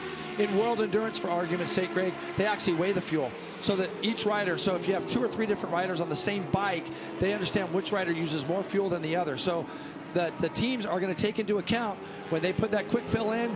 After these riders get done with their pit stops, they're going to start measuring the fuel, looking at it, see how their fuel economy was. They're also going to take into consideration how much their riders stayed in drafts. So when you look at these Suzukis right now, they have not led or gone to the front on their own yet. You might see that right now with Escalante, but he's not been pushing his own win essentially this entire time, as Ty Scott now is going to make himself known to the rest of these 2 guys in front of him. Across the stripe is Herrin. We go into turn number 1 now. 49 laps to go. And all the while, Kayla's just sitting there, isn't she? It looks every now and then, Greg, like she's kind of falling back a little bit, but she's not. She's able to just stay right in that lead draft. All right, so we got 49 laps to go in the 84th running of the Daytona 200. We're going to step away for a couple. We'll be right back with more race action. Don't go anywhere on Samsung TV Plus.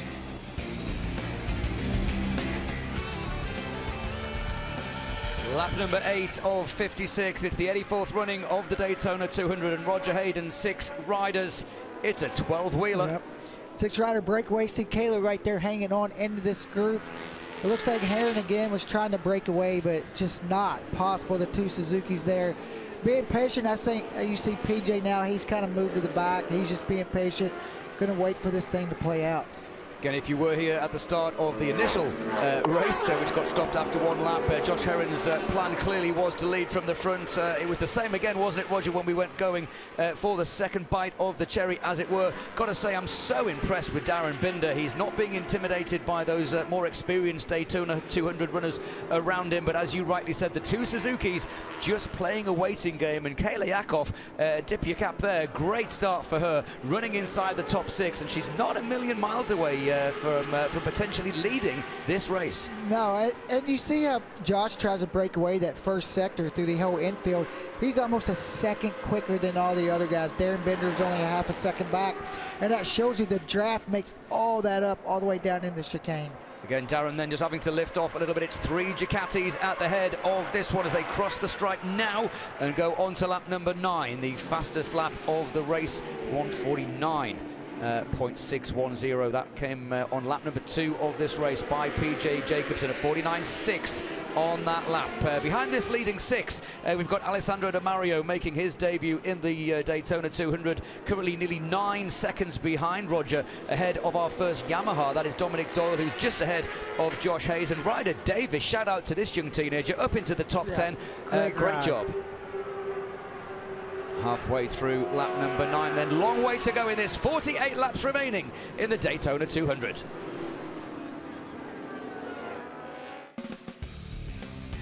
Back in Daytona Beach, Florida, Daytona International Speedway for the 84th running of the Daytona 200. Raldo Faraci's been around this race for quite a number of years. Won it with his rider from last couple seasons, Josh Herrin, who right there, you have Scott Russell at 5, Miguel Duhamel at 5, Danny Eslick, and Josh Herrin at 4. 5 riders at 3. Jay, oh, no, sadly it's not great. But let's get back to the guys that are really going to be competing for this. As you see, our lead 6 headed down that back straightaway. And, you know, again, when you look at somebody like Kayla right now, these are just great laps for her. I mean, she has got to be brimming with confidence and seeing that none of the 5 in front of her have gotten away. And, you know, we're going to be in that pit stop window in probably the next 5-6 laps. So we're going to see what Rahal's strategy is. We got 4 riders, don't we? And all 4. DeMario is in 7th place right now. When are they going to pair up? Is there 2 that are going to come in and then 2 that are going to come in? It's a good question. I know for Rahal themselves, when after qualifying, the teams get to pick where their canopies are going to be, where their pit stalls are, and Rahal purposefully left a gap in between each one of them. Okay. Little ruckus going on there to turn number 1. Just a little bit of shuffling, no big dramas. And let's get down to Jamie Howe with more. Well, back in the garage area, I was talking with the Rahal team manager, Ben Spies, and asked that question about pit stops and what do you do? And he said, listen, we have done everything that we can do behind the scenes to give all 4 of the riders the ultimate chance to go out and go for a victory here. And that means that when they need to come to pit lane, they have to come to pit lane. So they are positioned in a place where they have 4 over-the-wall pit crews, 1 for each team. They've only practiced with that 1 team. They will be there should all 4 riders all have to come in at the same time. Rahal and the team, man, they went all out. It's the thing that Ben told me too is there are no shared resources. Amazing. Everybody has what they need. Now, one thing that Greg and I have not spoke about in this event that we're going to see a lot are back markers and how crucial it is to be able to show the controlled aggression when you see back markers coming up. You have to keep in mind, Greg, that these riders are looking some 2, 3, 4 seconds, even 5 seconds up the road around these bankings, and they're going to be able to see when there could be a group or 1 or 2 back markers that could play either into their hands or against them. So you have to be always thinking when you're out there and you're rolling around the bankings, you're not just keeping this thing wide open and rolling around. Your brain is thinking, as you see Ty Scott drop way down to the bottom, Does this mean he could be coming in right now? So we'll have a look. Maybe it's just that because of the wind, he feels a little bit more comfortable down around the bottom. That's all it was, Greg. So there might be something there with the wind, as now we have a distinct 3 riders that have broke away ever so slightly. And when they go into the infield, it's going to be up to P.J. Jacobsen to pull Ty Scott and Kayla back into this group. It's just amazing that Josh Herrin right now is the guy that continues to push that to the front as Kayla runs a little bit wide in turn 1. Again, effect of the draft. And lap traffic coming up. Yes. So could have been a rider that ran off, but just up ahead. There will be indications to these riders with MotoAmerica rules that the leaders are coming, but they're still trying to run their own race. So the 126. He's going to get a little bit of a surprise right now. Everybody's going to run down the inside, probably going down into that second horseshoe. And it looks like everybody's going to get through relatively safe here. That's good. P.J. Jacobsen has closed that gap back up. This is where it's really important, too. If you start to see a little bit of a gap created, you start getting a little frantic. Like right now, Kayla, where she's at, she's starting to just lose that just a little bit. What she has to remember is that these 5 riders start forming themselves again back up towards the front. They're going to be breaking out into 3-4 wide, Greg, going into the chicane, going into turn 1, going into the horseshoes. She does not need to panic. It's so early in this race. Let it come to her. These riders will find their way back to her, and eventually she'll be right back in that lead draft. So Herrin having fun out front, controlling the pace. 3 riders behind him now, which it was 2 riders, now to 3 like you're talking about. It's this accordion we see all the time as we continue to get closer to our pit stop window. So for the window itself, you're talking about maybe 2 laps from now, 13. Again, it depends, you know, at least the window itself. We don't know exactly when everybody's going to come in, because one thing is that Hannah and Jamie, Jason and myself are down in those pits talking to all these teams, and they're all very cagey. They'll give us a window of 2 or 3 laps, maybe 4 laps, but they're not going to tell us exactly what their strategy is. We're going to have to see how it all plays out. So, unfortunately for Yakov, she is not in tow in this group, so she's just back there. So this group has now splintered itself to 5 riders. Yeah, and again, when you start thinking about the traffic and the things that are coming into play, Kayla just has to stay patient. Right now she has nobody to run with, and that is the problem. I've seen a leg out. There was just a leg out as they went past where they're giving the pit signals are between the International Horseshoe and that fast kink in the infield. I couldn't tell if it was Escalante. I believe it was P.J. Jacobsen with a leg out there, Greg. So maybe that's an indication that we could possibly see the number 15 ducking into the pits.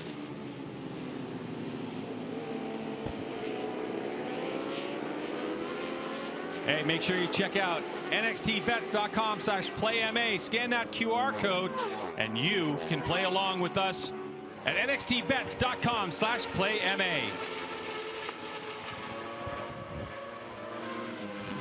All right, so with 45 laps remaining in this race, you can see 12 of 56 on this restart. It's a 57-lap race. We went 1 and had a red flag, got everything back going, and the riders that we expected to be up front right now are. So I think, you know, you look at Darren Binder, who's new to MotoAmerica. He's in 4th place right now. I think he's learned not to hit the panic button. So why do you suspect riders are going way down? Well, I saw PJ put his leg out when he went by a minute ago. So let's see if he ends up. He's coming down pit lane, Greg. So what I did see and catch there was PJ had got his leg out, told his crew over on the wall, given the pit signals that he was coming in. So P.J. Jacobsen is going to be the first of our leaders. They are actually right in front of where Greg and I are. We can look down and see it. P.J. Jacobsen in the pits. 37 mile an hour speed limit, and Jamie's right there. P.J. Jacobsen brings it to a stop. The mark is down with yellow tape on pit lane. Perfectly executed. Step number 1. The bike is up on these new stands that the team had fabricated by One Speed. Trevor Daly over there built these for quick release. You saw how fast that tire change was done there at the front. No other work could have been done.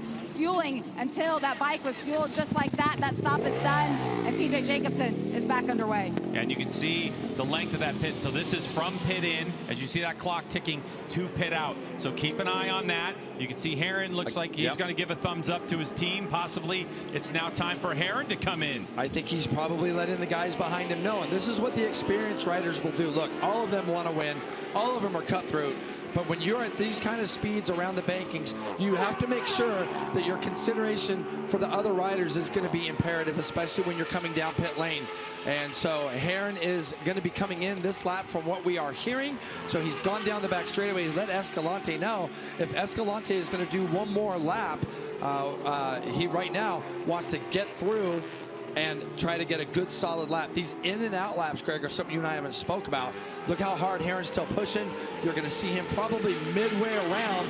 He'll start to get that right leg out to let everybody know behind, I'm coming into the pits. So the Suzukis look like they are definitely staying out. Herrin's coming down the banking now. Escalante will move to the right of Herrin here as Herrin's leg does come out. So Avery Dreyer is in the pits. They are about to refuel this motorcycle right now. Avery's just waiting for it. Something I talked with the team about is that they're prioritizing their tire allocation for Avery. He's going to be switching every pit stop as far as I know so far. Ella's going to ride some harder compounds and try to make the stints last a little bit longer, hopefully not having to change them. Josh Herrin has now brought the bike in as well, and this is why the teams have multiple crews, one for each bike. Kayla Yakov bringing her bike in right behind them as well. Josh has already had his drink of water, waiting on the fuel. A little bit of a delay maybe to get that tire done. Josh is at the ready. You see the angst in his body language. Fuel done, and now he can get back out. Right behind him, though, Kayla Yakov still off of the bike, is fueling, still going in. This is where the problem was under that red flag condition. Looks like very clean fueling there for Kayla. That crisis has been averted, but getting the bike refired, that's a problem. A slight stall, but she is out as well.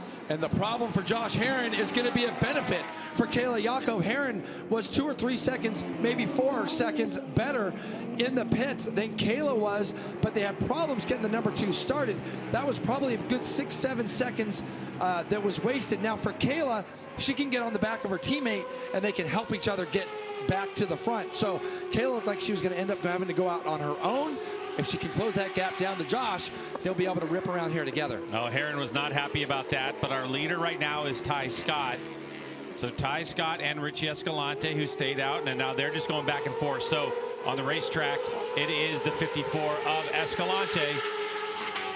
So Richie Escalante, who is our full-time Superbike competitor for his team, Mission Foods M4 X-Star Suzuki, and his teammate Ty Scott on that D3O M4 X-Star Suzuki coming down. We'll see if these Suzukis can go a couple more laps and extend this pit stop window out. Hannah, what you got? Ella Dreyer is now in the pits. It looks like they are changing the front and the rear tire here. They're moving a little bit off the pace of sure I'm what they're hoping. Looks like they fumbled that tire there. Ella is cool as and calm as ever, just sitting on the wall drinking her water. So hopefully they can get that axle back in there and get her back out here quickly.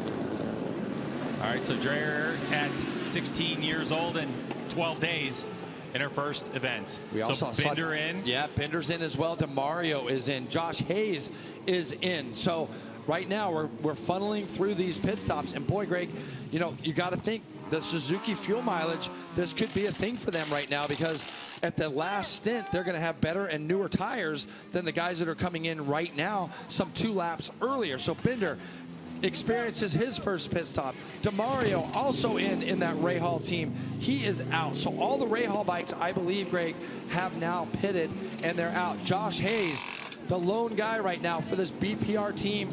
Bryce Cornbow, we saw go down a little bit earlier. He looks like he is out. Josh waiting patiently to get back on that motorcycle. I'm looking out. I see Peter Hickman is in as well.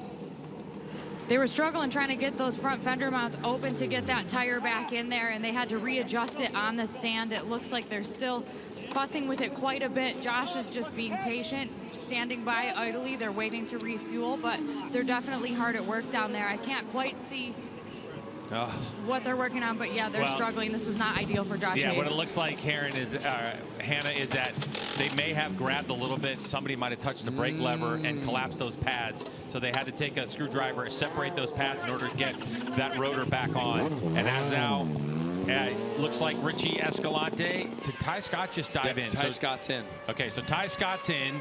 Josh Hayes is on his way out. So here comes the 70. Down pit lane. He's your pole sitter. It was his teammate Escalante and Ty Scott out front.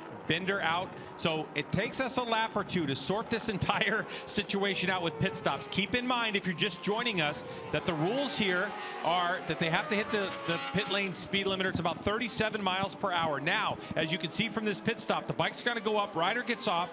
No fueling can be done until all the mechanical stuff gets done. Wheels on if anybody needs to make an adjustment. Once that stuff's done, now you get to fuel it. Once the fueling is done, you're going to hear some yelling, and then the rider's going to get back on, hit the button, and away they go. That was an awesome pit stop by that team. Really good pit stop, Greg, for Ty Scott. And we'll definitely expect to see Richie Escalante bring that bike back in. Here he is coming out of turn 6, going up onto that east banking.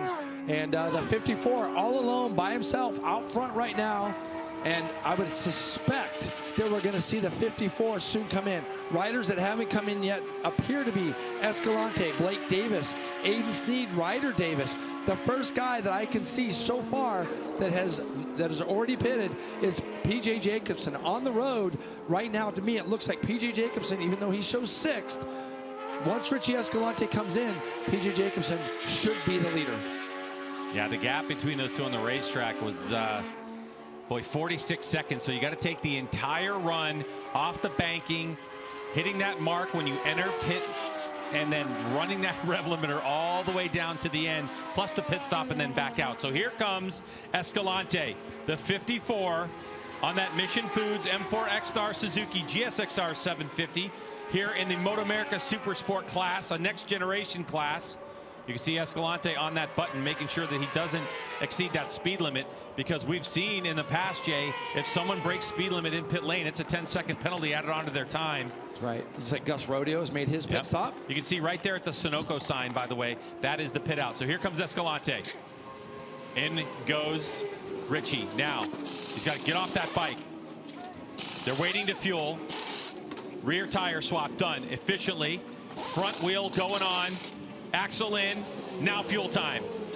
As we wait for that fuel to get in there and fill up that tank, again, we're at 15.5 liters max capacity, and away he goes. And the one thing about their pit stop, they're already out of the pits and at full speed. And Hannah.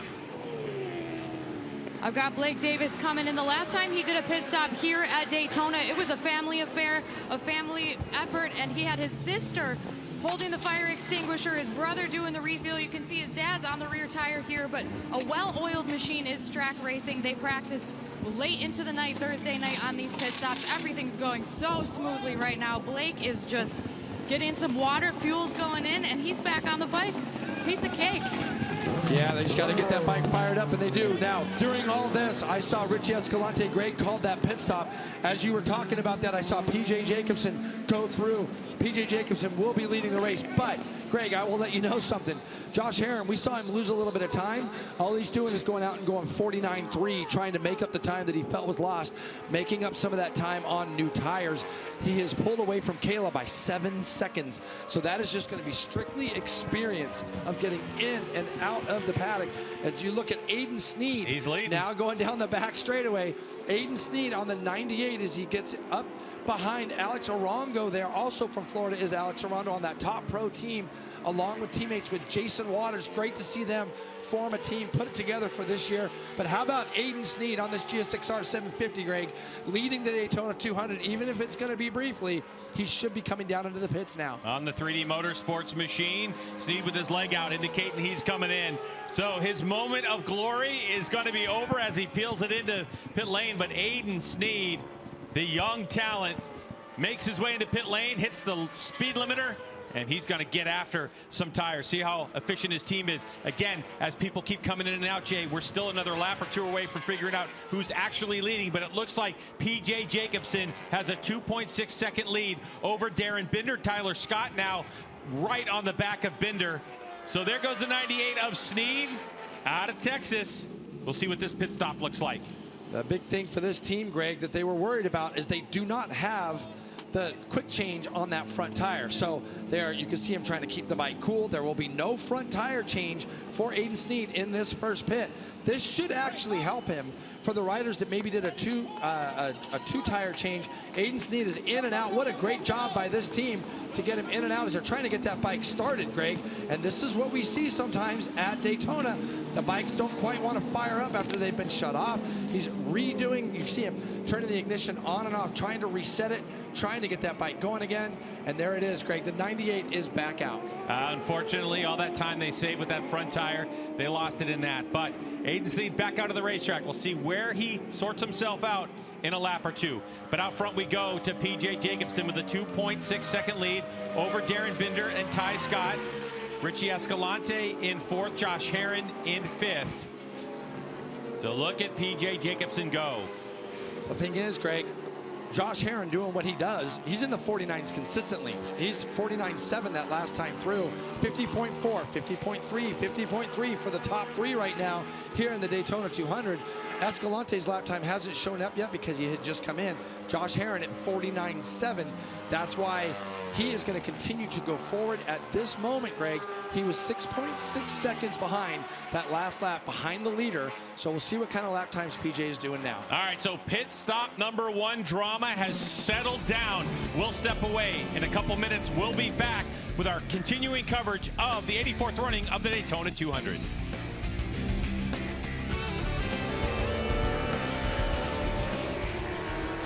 Josh Herrin sets the fastest lap of the race on lap number 18, 149.2. He is scything his way through the field, Roger, like a knife through butter. He's halved that gap from that mistake at the pit stop, and we know what Josh is like. An angry Josh Herrin is a fast Josh Herrin, and he is flying.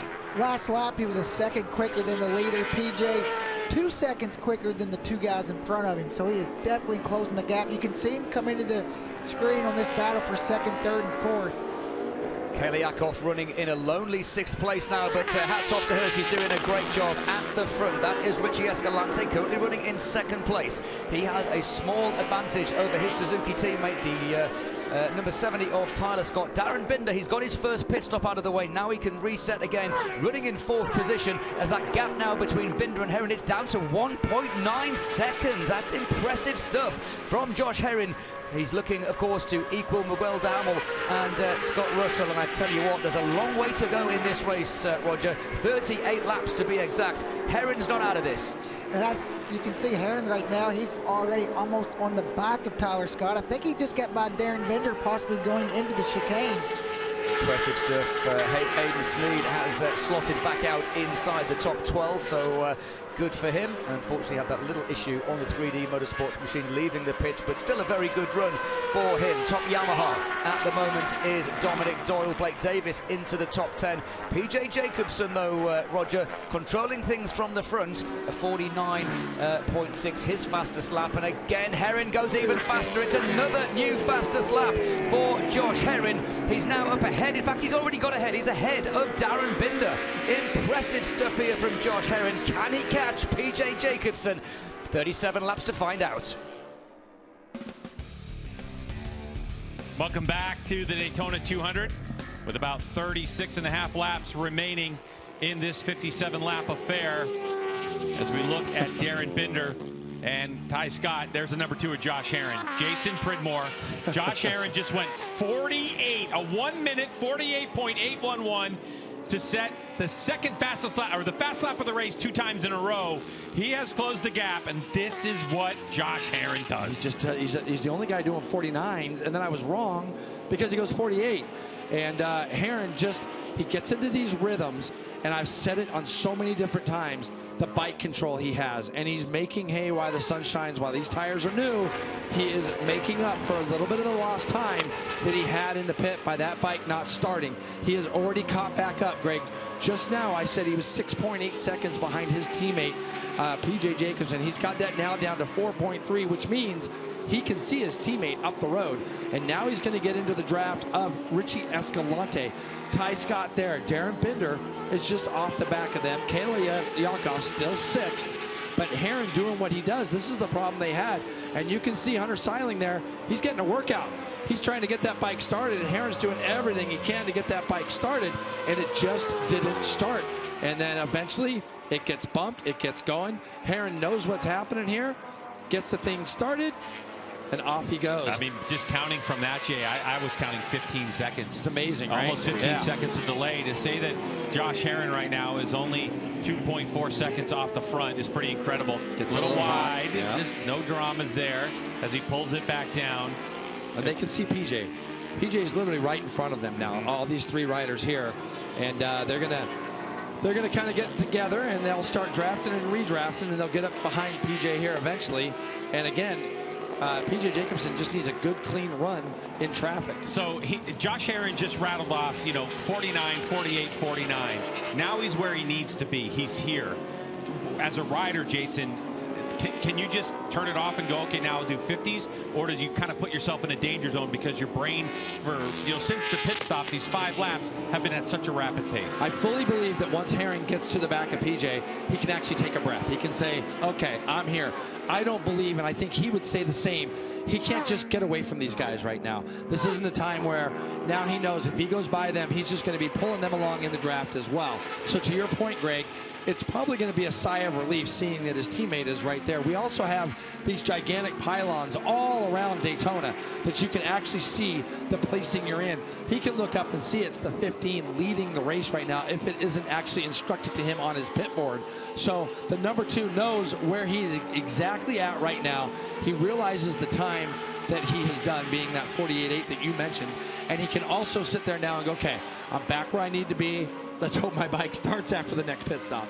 So Josh Herrin down off the banking, drafted by Richie Escalante. Hannah. Richie has been something of a super sport expert in the past, of course a champion in his own right as they go side by side here, maybe rubbing elbows a little bit.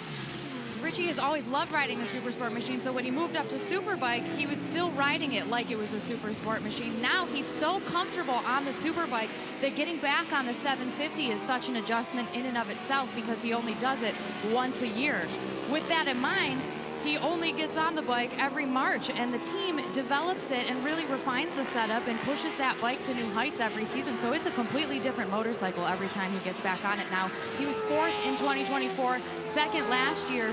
Richie wants this Daytona 200 win bad, and he would be the first Mexico native, if he can get the job done, to ever win the title.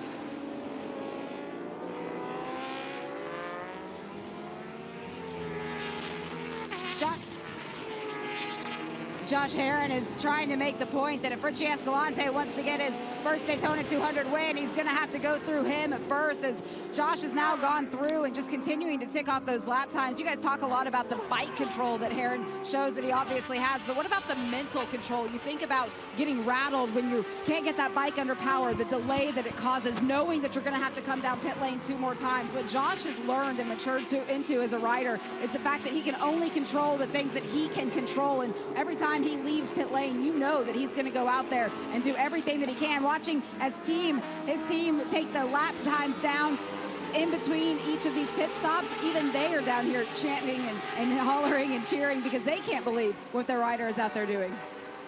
Yeah, you're 100% right. I mean, Herrin right now, again, all of us have talked to him this weekend. He hasn't been comfortable. This Rahal team, Ben Spies, all of them down there together have done a great job getting him comfortable, getting him to the point where he could get to this spot. And you see, Greg, he actually sat up a little bit when he came across the line just then. He realizes where he's at. He's right back into the battle of this now. He's done all the hard work to get himself back to the front. And, for Richie Escalante, that's about the most I've ever seen Richie upset with anybody. Richie Escalante is the most mellow guy ever. Yeah. And, going down into the International Horseshoe just now, they were going underneath a back marker, and Escalante didn't look too happy about it, as they're now, looks like they're catching up. Is that Avery Dreyer? Avery Dreyer on the 47, yes. Now, I will say, Jay, little concern, I think, for the 5th place rider, Darren Binder, who was in the mix early. He's come across at like 154, now 152. Oh, wow, and he's dropped 10 seconds behind. So no chance right now as Richie Escalante has a look over his shoulder to see who's behind him. That's his teammate Ty Scott, but Darren Binder, who's in 5th, has dropped off, and then another 19 seconds back from this lead group is Kelyakov in 6th. So to give you some perspective now, Greg, if you notice there, PJ ducked down the inside of Avery and wasn't able to make the pass going into 6th. That's because they're lapping up to 17th place already. Avery is obviously a very fast kid. First Daytona 200 for Avery on that MV Augusta with Melissa Paris's team. And the thing is, Greg, they're now getting into faster riders, so it makes it a little bit harder to get past. So you look at Binder there on the right side. To your point, Greg, he has fallen some 9.6 seconds back, and when you don't have somebody to draft with, it makes your race long. That's why you see his lap times falling back into the 52s, 53s, 54s, especially with traffic. Binder's got a lot of hard work ahead of him right now. So once we come across the stripe as Josh Herrin going up the high side as they reeled in PJ Jacobsen. So Herrin comes across and he will go 150.3. So definitely the pace has settled down with 33 laps to go. Now this is what I want you to see. Herrin actually made the choice to go past PJ. He is going to try to put a hard lap in, and you know why, Greg? Because the number 131 in front of him, he looks at that as this could be a potential time for me to put some pressure on other guys. If I can get through some of these back markers better, more efficient, quicker, get a block in there, then I can maybe get that little 1 second breakaway that I need. If he can pull out a little bit of a gap, okay, before his next pit stop, he can make up that time that he may lose if that bike decides not to fire up. See the gap I'm already talking about there? Yep, he's trying. Yep. He's trying to pull the pin. And up and out of the saddle goes Herrin. Whoa, Josh Herrin on the number 2 leads the way over the 15 of PJ Jacobsen, the 54 of Escalante, and Ty Scott. So with 32.5 laps to go, we'll step away for a couple minutes. The second stint group has formed. We'll see what they do over the next pit stop.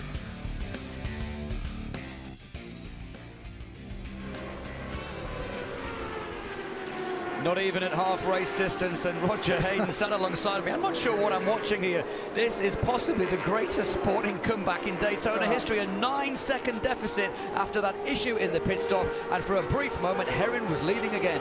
It's just incredible. See him go just trying to get away in the infield, getting the power down.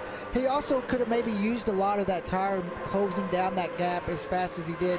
We had that rough pit stop. I said maybe a red flag will come out, or it's also a long race. He can rebound. There's no way I expected him to already chase these guys down. It's just, we said it all weekend. You can never count this guy out. Struggled testing. Didn't feel the best on the first day. Shows up here in the race. He's the guy to beat. Yeah, absolutely. Looking to make it 5 wins. Can he do it? I tell you, from what we've seen, you'd be hard-pressed to bet against him. Kelyakov now about 20 seconds away from this leading group. Darren Binder as well. His lap times have dropped significantly. He's gone from doing 49s to 52s. And for Darren, this is probably the longest race he's ever done. I'm not saying he's not fit. He is a fit guy, but it's very, very different endurance racing to sprint racing. It's more the mental. It's just doing the laps. Tyler Scott has fallen off this group a little bit, but now he's starting to slowly chip his way back. You can see him starting to come into the screen. Looks like there's a pit stop going on there on the left-hand side for Carl Soltis for the Hippo team. We spoke to them before this race got underway, and Carl, he was involved in that incident at the first corner, and he now gets away. Peter Hickman as well for the British fans that are watching this one. He's up into 13th position. Another rider, Roger, that had to take avoiding action, but good to see Peter getting slowly closer to that top 10. Yeah, and just good to have a solid race for him after the weekend that he's had. Maybe keep going, be inside the top 10. Jacobsen, Herrin, Escalante and Scott. 1.5 seconds covers the top 4 in the Daytona 200. So welcome back to the Daytona 200, 84th running here at Daytona International Speedway on our Samsung TV Plus coverage.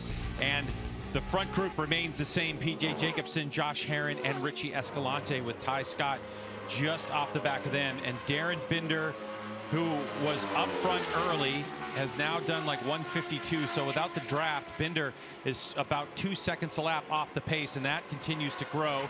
But these three continue to kind of duke it out up front. Now the question becomes, as we're on lap 26 of the 56, of course, this is a 57-lap race. We went 1 lap, and then we had a red flag, so restarted with 56 laps. We'll get into full 200 miles as we expect to, but right now, if you look at the graphic on the top of your screen, that 26 of 56. But Jay, during the break, you and I were having a conversation about something that you brought up earlier, which is what's going to happen between the Ducatis and the Suzukis up front in terms of pit stop strategy.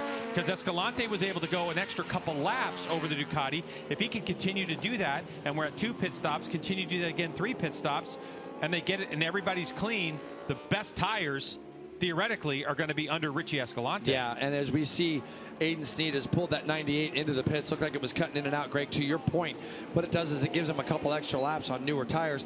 Right before we went to break, we were talking about how Herrin was trying to pull away, and we saw him get the thing really sideways out of the second horseshoe. That was because of those 48s and 49s that he was putting down under with no help. Yeah. It wasn't like he was getting towed around the bankings to do those lap times. He was doing it on his own. So every lap through the infield is like a qualifying lap, as I said, and he may have wore that rear Dunlop out, but he's not going to be too worried about that right this second, because he has found himself back in there in this kind of lead group as he makes a good pass there in the chicane, trying not to lose touch with the 2 in front of him. He'll be able to pull that back. As you see now, those 3 riders up on that banking. Ty Scott is only just behind Herrin right now. There's Herrin there. Ty Scott is just behind him. It was only 1.4 seconds was Ty Scott off the lead. Here we go again. Draft and pass for the lead. PJ Jacob goes through on Richie Escalante. Mentioned the fact that 3 pit stops this weekend means 3 opportunities to put a fresh set of Dunlop tires on, one of them, of course, being the race starting set. But just checking in with some of the teams as well as the Dunlop engineers through the practice and qualifying sessions, even the time attack that we've had here this weekend, the track temperature has only really varied between 100 and 104 degrees. So what the teams have been able to do is go through the compounds available to them in terms of the harder one and the softer combination. Now, what did they leave for the race? Well, that varies up and down pit lane, but what I have been told is that because the track temperature has been so consistent, they've been able to come to terms with the setup on these motorcycles that it doesn't really matter which tires they have. A fresh Dunlop is a fresh Dunlop. That's a good point. Great point. Everybody out there who's raced or done a track day loves fresh tires. Oh yeah, it is the greatest feeling in the world. When you've been out, you've been sliding around for say your last 5 laps of your stint. Yep. You get on that fresh tire, and the second you get out there, you think to yourself, "Wow, this is going to be good." We are looking right now on our screen. It does say that Darren Binder is in the pits, Greg. So to your point earlier, maybe he was having a problem. I don't think this would be a scheduled pit stop on lap 30. It could be. So we'll have a look. Yeah, he's back out. So it looks like Darren Binder came in, and you know what it might have been? It might have been that, they because of the tire allocation, or maybe he just didn't have a good feeling in that tire, but losing that gap. So he may have come in at the earliest available window for Darren Binder, the South African. Again, crucial to finish this race as he starts his run for the championship here in MotoAmerica Supersport, which is now part of the Daytona 200 for this season. So PJ Jacobsen and Richie Escalante. There he is. Okay. He's about half a lap back. So I just saw the leaders go through. So Darren Binder is about half a lap back. But Greg, we've got 29 laps to go still. And if we're pitting on laps, say like 14, essentially 2 more pit stops to go for him. So I definitely would think that maybe, to your point, maybe he had a bad tire. Maybe, who knows what it could have been. Yeah. But there was something, obviously, because his lap times had shown that he wasn't able to go with these guys. Binder on that Celtic Economy Lube and Tire Warhorse machine. So Escalante, comfortable leading, is the 54. As now Kayla Yakov comes in the pits. So Yakov, the number 19. Rahal Ducati Moto with drop light rider is in. Jamie. All 4 of the Rahal Ducati pit boxes are set up right now, and you're only allowed to do that within 2 laps of stopping, so pit lane's about to get very busy as Kayla is off of the bike. She already grabbed that water, waiting for the tire changes to be complete. That was really quick. Now the fuel going in as well, and Kayla's already tossed her drink bottle back over the wall. You can see her focus in her eyes as she closes that visor. It is go time, but she is going to have to get around the equipment from the rest of the Rahal bikes right in front of her. Able to get around that, no problem. Good vision from Yakov. And out she goes. Good pit stops. I mean, she's had a couple of really good pit stops. And for Kayla, she can look on and say, well, Richie Escalante and PJ aren't really in the championship. So she's actually running sort of 4th right now. Those are big championship points. that she can pull off. So here we go. The leaders roll out of the chicane again. Jamie was saying that the Ray Hall box has shown that their riders are essentially getting ready to come into the pits relatively quickly here. So we'll see if anybody ducks down. It looks like Josh Herrin on his way in as well as PJ Jacobson. So we got some action going on down here in the Ray Hall pits right now. All right, so the Ray Hall Ducati Moto with the new organic tequila rider, Josh Herrin in, has a look over his shoulder and sees Ray Hall Ducati Moto with Expel Racer, his teammate PJ Jacobson, and another rider who's favored to win this race.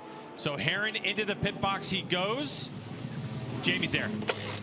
It is important to note that for Josh Herrin, every year that he's been able to find victory lane here, he's been in pit stall 1. Right now, he's back in the middle of the pack. And as we said, all of the bikes coming in, PJ Jacobson was one of them. And he actually did bump into the shoulder of one of Herrin's crew members as he pulled into the box. Herrin stopped much quicker this time, and he's going to beat PJ Jacobson out by a pretty good margin. Looking over his shoulder, he pump of the fist. He was happy with that one. Now he gets to put his head down and go. Yeah, this is, you know, when you see this guy this pumped up, I can tell you exactly what's coming, Greg. Yeah. There are going to be some low 49s and maybe even some 48s. As you see PJ Jacobson, it's tight down there in that pit. And you can see a brush of shoulders between those two. They can plan all they want for this. But when it comes time to it, and you're focusing on your rider coming in, you know, those kind of things can happen. Now, Josh Herrin, the most experienced between him and PJ, he's going to get out and do some fast laps right now. I'm looking out my window, Greg. There is nobody in front of Josh Herrin right now. His head is going to be down, and I'm looking forward to seeing what this first flying lap is going to be. Also, the opportunity that we haven't talked about is Richie Escalante out there right now with Ty Scott on his own. So it becomes the masterful performance of Josh Herrin on his outlap versus what Richie Escalante is going to be able to do right now because he's still circulating. This is where Josh Herrin is at his best. The feel, the bike control, the understanding of the new tires, and it could be the difference between a win or second place, what Herrin is doing right now. Well, when Josh Herrin comes across, Greg, I'm going to keep in mind what this time is from the pit lane to the start-finish line. And then when Escalante comes in, we're going to be able to look at that. The second thing will be the first flying lap of Josh Herrin. I expect to be in the low 49s as now Ty Scott shows up on pit lane right in front of us. He's heading down to his pit box. So we're going to keep a close eye on these next couple of laps from both Herrin and Escalante. That should be 1 or 2 laps that we'll see the race leader. Escalante, Hannah's down there with Scott. Ty Scott is in, and this team got second place yesterday in the pit stop challenge, about 17 seconds. They are a well-oiled machine. They've done this plenty of times, but they had to stagger these pit stops because they only have enough to do one rider at a time. So Ty's in first.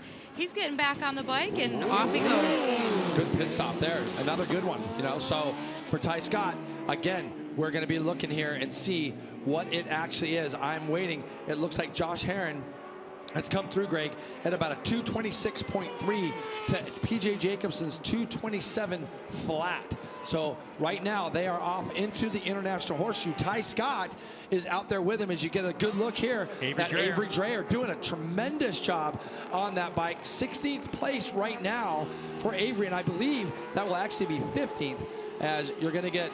So when you look, Greg, 226.3 to 227 flat for PJ. So he gained almost a full second on his outlap.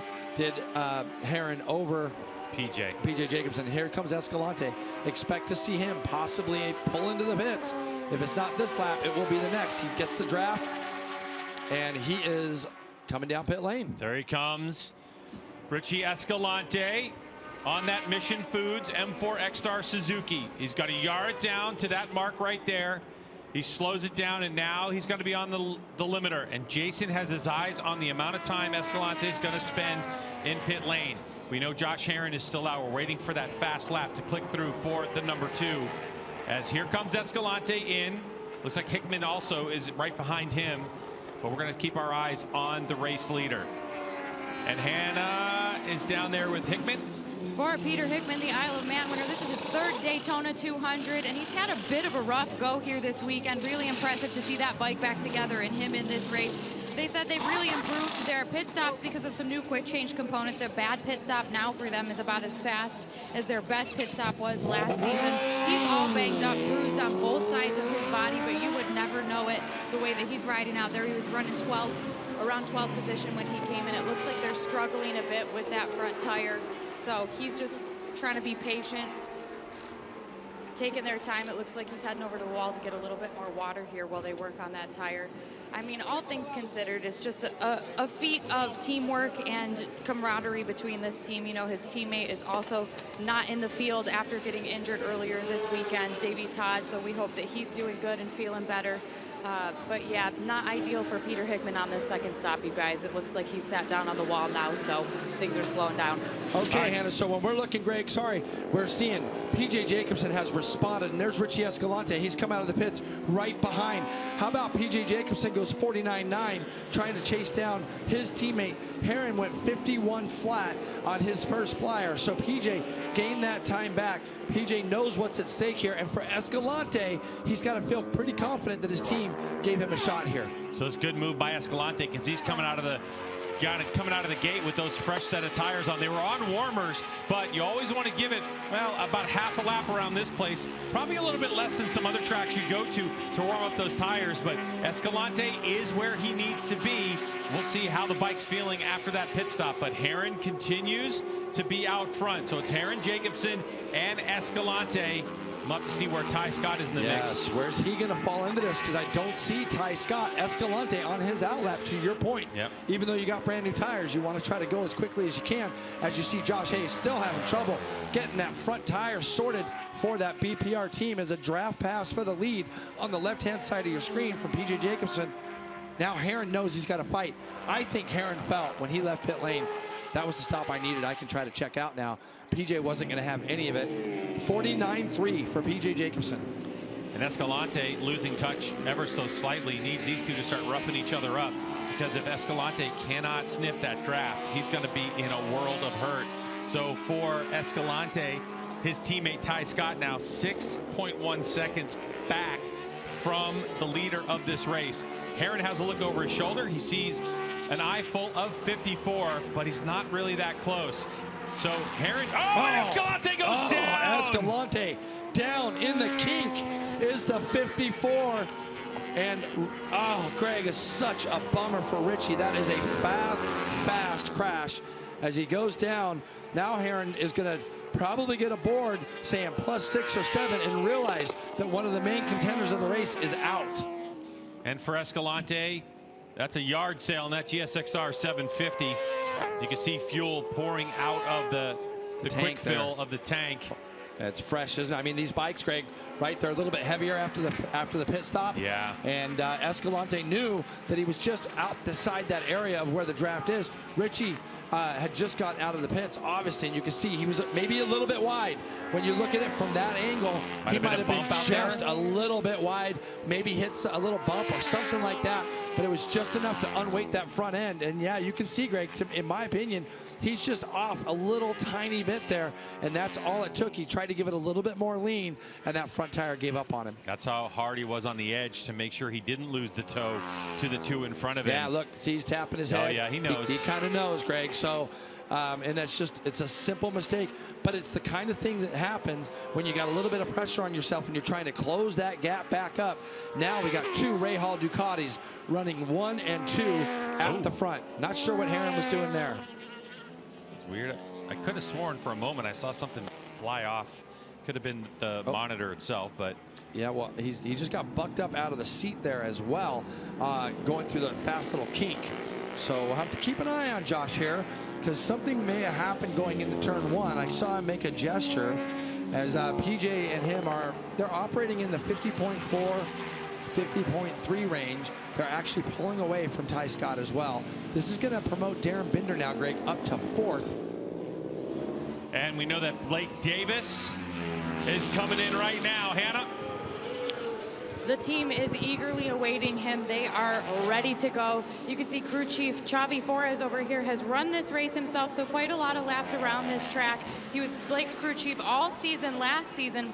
So heading into this weekend, they already have a very good relationship established. And while Blake has not been super confident on the setup that they've had, given some rule changes, making last year's data kind of not as efficient as they would have hoped, Xavi has been in his ear and really encouraging. I can see him, so he's trying to say something to Blake right now. So I'm not sure what they communicated, but Blake seems like he's still in really good spirits right now. He was in 5th place before the pit, was the Strack Racing Yamaha rider. So now the 22 out back on the circuit. And man, we have seen some drama so far in this Daytona 200 as PJ Jacobsen in the lead with Josh Herrin right behind him. And it looks like these two are out front. For the meantime, we're going to step away. We'll be back in a couple minutes.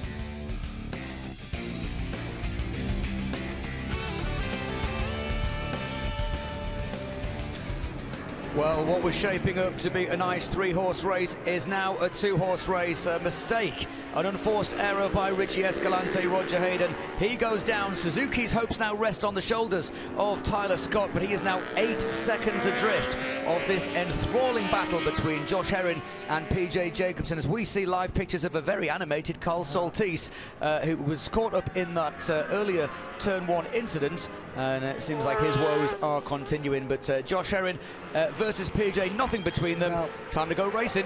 Nothing between the bikes either, being teammates. It could come down to that last pit stop, who has the cleanest stop. But Richie Escalante, what an unfortunate crash for him. The guy just cannot buy any luck around this place. No, really a mistake there. And you could see as well, he knew that he'd made that mistake. Just something to throw into the mix here. PJ Jacobsen is not going to be doing this championship full time. He goes back to Superbike this year. Do you reckon that goes through Josh's head a little bit? No, I think just with the Daytona 200, with everything that's on the line for Josh, there's no way he's thinking about points right now. He's thinking about getting that 5th Daytona 200 win. Yeah, nice Rolex, $50,000 as well, along with the championship points through the chicane. I remind you, this is a points-paying race. The rider in 2nd place, that yellow machine of PJ Jacobsen, he may score 25 or 20 points as they go through the back markers, but that's going to be the only points he is going to score. Herrin and Jacobsen, no team orders. These two get on. There's a 10th of a second between them. Darren Binder still running in 4th place, but he's 31 seconds behind the potential podium position of Tyler Scott. Kelly Yakov and Alessandro Di Mario rounding out your top 6. Herrin versus PJ, 22 laps to go. Who's going to win the Daytona 200 of 2026?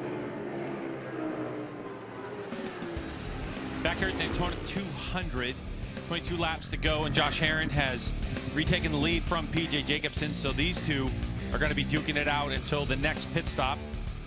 We expect to have it one more to go in terms of the pit stop. Tyler Scott in 3rd, but unfortunately for the Suzuki rider, he's 8.4 seconds back.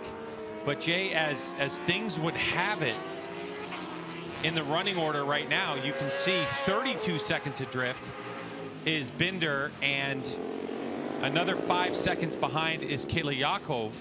DeMario, the young rider out of Kentucky, having a great run in 6th place, along with Dominic Doyle. Doyle now your lead Yamaha in the field. Is that? Yeah, that's amazing. Mm-hmm. Yeah, I had a talk with Chuck Cicchetto earlier on today, and you know, he's always believed in Dominic Doyle, and Dom is doing a tremendous job. 33 laps into this race, running top 7. And again, even for DeMario, that's impressive as well. In 6th, we got 4 Rahal Ducatis inside the top 6 right now. What an effort they put into it, separating the team, getting no shared resources, and just having a good run at it. And this is what all the preparation and definitely all the money spent is getting you right now. So teammates, Josh Herrin, the number 2 bike. He's on that Rahal Ducati Moto with Desnuda Organic Tequila. And of course, Darren Binder right there on the right-hand side of your screen in 4th place. 41 seconds adrift. Jamie. And for Darren Binder having to make that unscheduled pit stop just a couple of laps early, it raises the question about the end of the race and what will be left aboard his Ducati. But I went to check in with the team to find out why that call to pit lane was made. And it turns out during that first round of pit stops, after Binder had left, the question was brought up of, did we get all the fuel in? It seemed like there was still too much left in that tank, and they weren't sure what actually got on board that Ducati. So they did make that early call to pit lane. Didn't want to risk running out of fuel in the middle of the race. So they went ahead and made that early stop, and now they will backtrack to the checker flag. So Binder on that Ducati. That's the red machine in your screen for a moment. Kayla's actually chipping away at him a little bit too, Greg. So just now you gave a report that he was 5 points something ahead. She's got it down to 4.5 seconds, so she can actually see Darren Binder just up the road.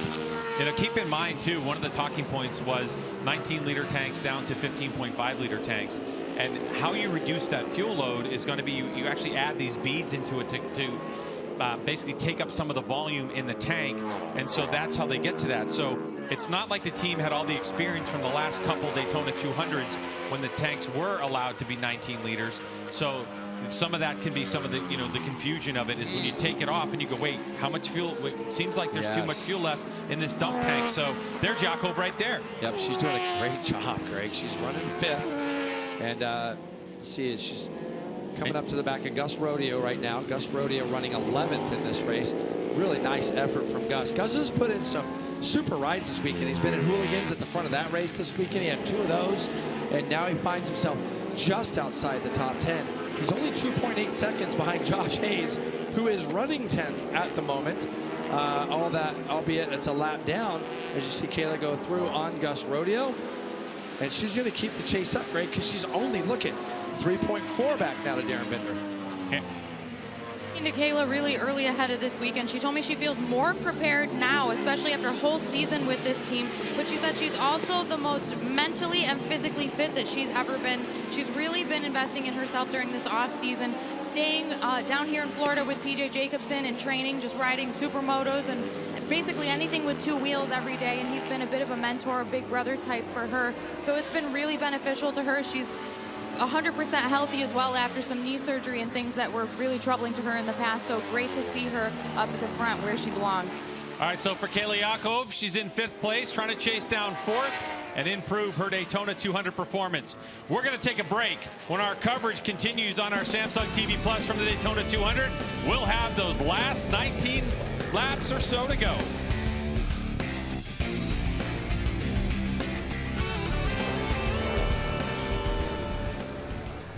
19.5 laps remaining. Roger Hayden alongside me, Michael Hill, and Greg and Jason just commenting there about the progress of Kayla Yakov, and you commented as well in the box, Roger. Kayla's not done with this race yet. She's certainly got some late race pace. Yeah, and she was catching Darren Binder there for a while, but last lap they were just a 10th between each other. So for Kayla, she has a lot of racing left. She's got to make up 3.7 seconds. All that would take, maybe him get held up in a lapper. Tyler Scott still running in a very comfortable 3rd place. I say comfortable, but we just saw what happened to his teammates. Anything can happen in this one, but it's going to take some kind of incident between Herrin and Jacobson, maybe an issue in the pits, to bring Tyler back into this one, I think. Yeah, and these two, they're just, you can see they're just sizing each other up. We talked about it earlier before last time. You know, that 3rd pit stop, that could be the one. We've talked about it all day, how the pit stop could come into play. These guys are teammates, so that they should have a pretty good, you know, both teams should be the same, even though it's 2 different crews. Something to think about as well. We did have a leading group of 6 at one point in this race. Now there's only the 2 of them. This is going to change the game plan. Let's assuming, of course, that they do stay together. Again, another big look over the shoulder from Herrin. He knows how to win this race, doesn't he? He now knows there's only going to be Jacobson potentially in the fight with just about 18.5 laps remaining. Now, the fact that there's only 2, Roger, that changes the final lap, doesn't it? Because you don't want to lead. You don't want to lead, and you also, you know, you only have to size up one person. Where before you might have to worry about 3 or 4 other guys there in that draft there toward the end. And, you know, still 19 laps to go. Anything can happen. We could get a red flag and have to re-rack and, you know, give another guy like Scott and Bender an opportunity to get back in there. Absolutely. Dominic Doyle, Blake Davis, Ryder Davis, and Josh Hayes rounding out your top 10. Ben Spies looking on, but it's Josh Herrin versus PJ Jacobson in the 200. Well, the Worm's here. That's Larry Pegram, who's dipped his toe in and out of MotoAmerica competition. Talking to Ben Spies, those two go way back. I mean, I think between the 2 of them, they got to be at least 200 years old. Donna Riley there. 2 of those car raced together. Hey, most wins, of course, we talked about it. Scott Russell, Miguel Duhamel, Danny Eslick, Josh Herrin at 4 apiece with 5 riders tied at 3. So PJ's just kind of hanging, huh? He's hanging. He's hanging. Kind of relaxing. This is crazy because you're talking about a team, but you're talking about a separation of crews, and it feels like this last pit stop is going to be the decider. They've got to be together and then let them duke it out. for those last, say, 14 laps, we think. I mean, we're getting close to a window. If you're PJ and you follow and you're drafting for this long, do you do an extra lap, or do you come in with a leader? That's, you know, because you know they're right next to each other, right? Yeah, but chances are, okay, these are street motorcycles. So by the way, you know, last year anyway, you could go to your dealership and buy this Ducati Panigale V2. They have come out with a new model. So this model that they're racing is no longer available for purchase, the single-sided swing arm version. They have you know, they downsized the motor and they gave it double-sided swing arm. Great motorcycle you can buy right now. But the one thing is I'm 99% sure these don't have a fuel light like you do on your street bike. So it's not like PJ could go look down and say, Josh is going in, my fuel light's not on, I got another lap to go. Unfortunately, in this instance, I'm pretty sure that it's out of the rider's hands when they come in, and it's going to be on the crews to tell them when they come in. It's a great point. If PJ, because PJ's going to be able to see Josh's board as well. So if Josh's board says in and PJ's doesn't, then PJ's got to think, and you know, I don't know if this has all been discussed, I'm sure it has, but he's got to be able to think to himself, well, my team has looked at the fuel load that I'm using. As you see Darren Binder now, look at where Kayla is. She's got Josh Hayes. She's got Alex Enriquez. Alex Enriquez running, I don't see him up there right now, Greg, so maybe he had some troubles early, because Alex Enriquez is a top 20 kind of guy, and I don't see him in there. He's not on our scoring pylon. Scoring in the top 20. So, but Kayla has just chipped away at Darren Binder this whole time. And now she goes into turn 6. She's going to get a double bike draft from Alex Enriquez and Josh Hayes to try to get herself up there to Darren Binder. So, but yeah, if PJ sees that they're bringing in Josh, but they're not bringing him in, then he's going to have to say, well, my team's going to have to trust what they say, isn't he? Yeah, he certainly is. And so as Darren Binder works through the field and we look through our top 10, how about a nod to the 555 Ryder Davis? Love it. Doing a great job in 9th place. And Herrin and Jacobson still out front. Jamie. It's great to have the access that we have down here on pit lane, being able just to go behind the wall, ask the teams what their plan is, and then having them honestly answer the question. I've just been told that despite the incident that happened during that last round of pit stops when Herrin and PJ came in together, they're going to keep letting them duke it out there on the racetrack. They're going to continue to stick to their plan, and when it's time to come to pit lane, we're going to see both bikes down here at the same time. Wow. As we continue to look at the two Ducatis going after it, Kayla Yakov has now gotten by Binder.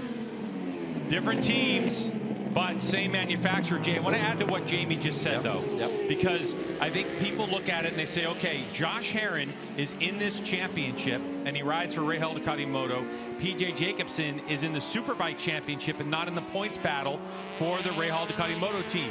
I asked Ben Spies first thing in the weekend, if it comes down to this exact situation that we're looking at, the potential that Herrin and Jacobson come into the line, do you tell PJ to pull up and give Josh the max amount of points? This is Ben Spies. He said absolutely not. There are no team orders. PJ is out there to win, and he's out there to win for his sponsor, XPEL.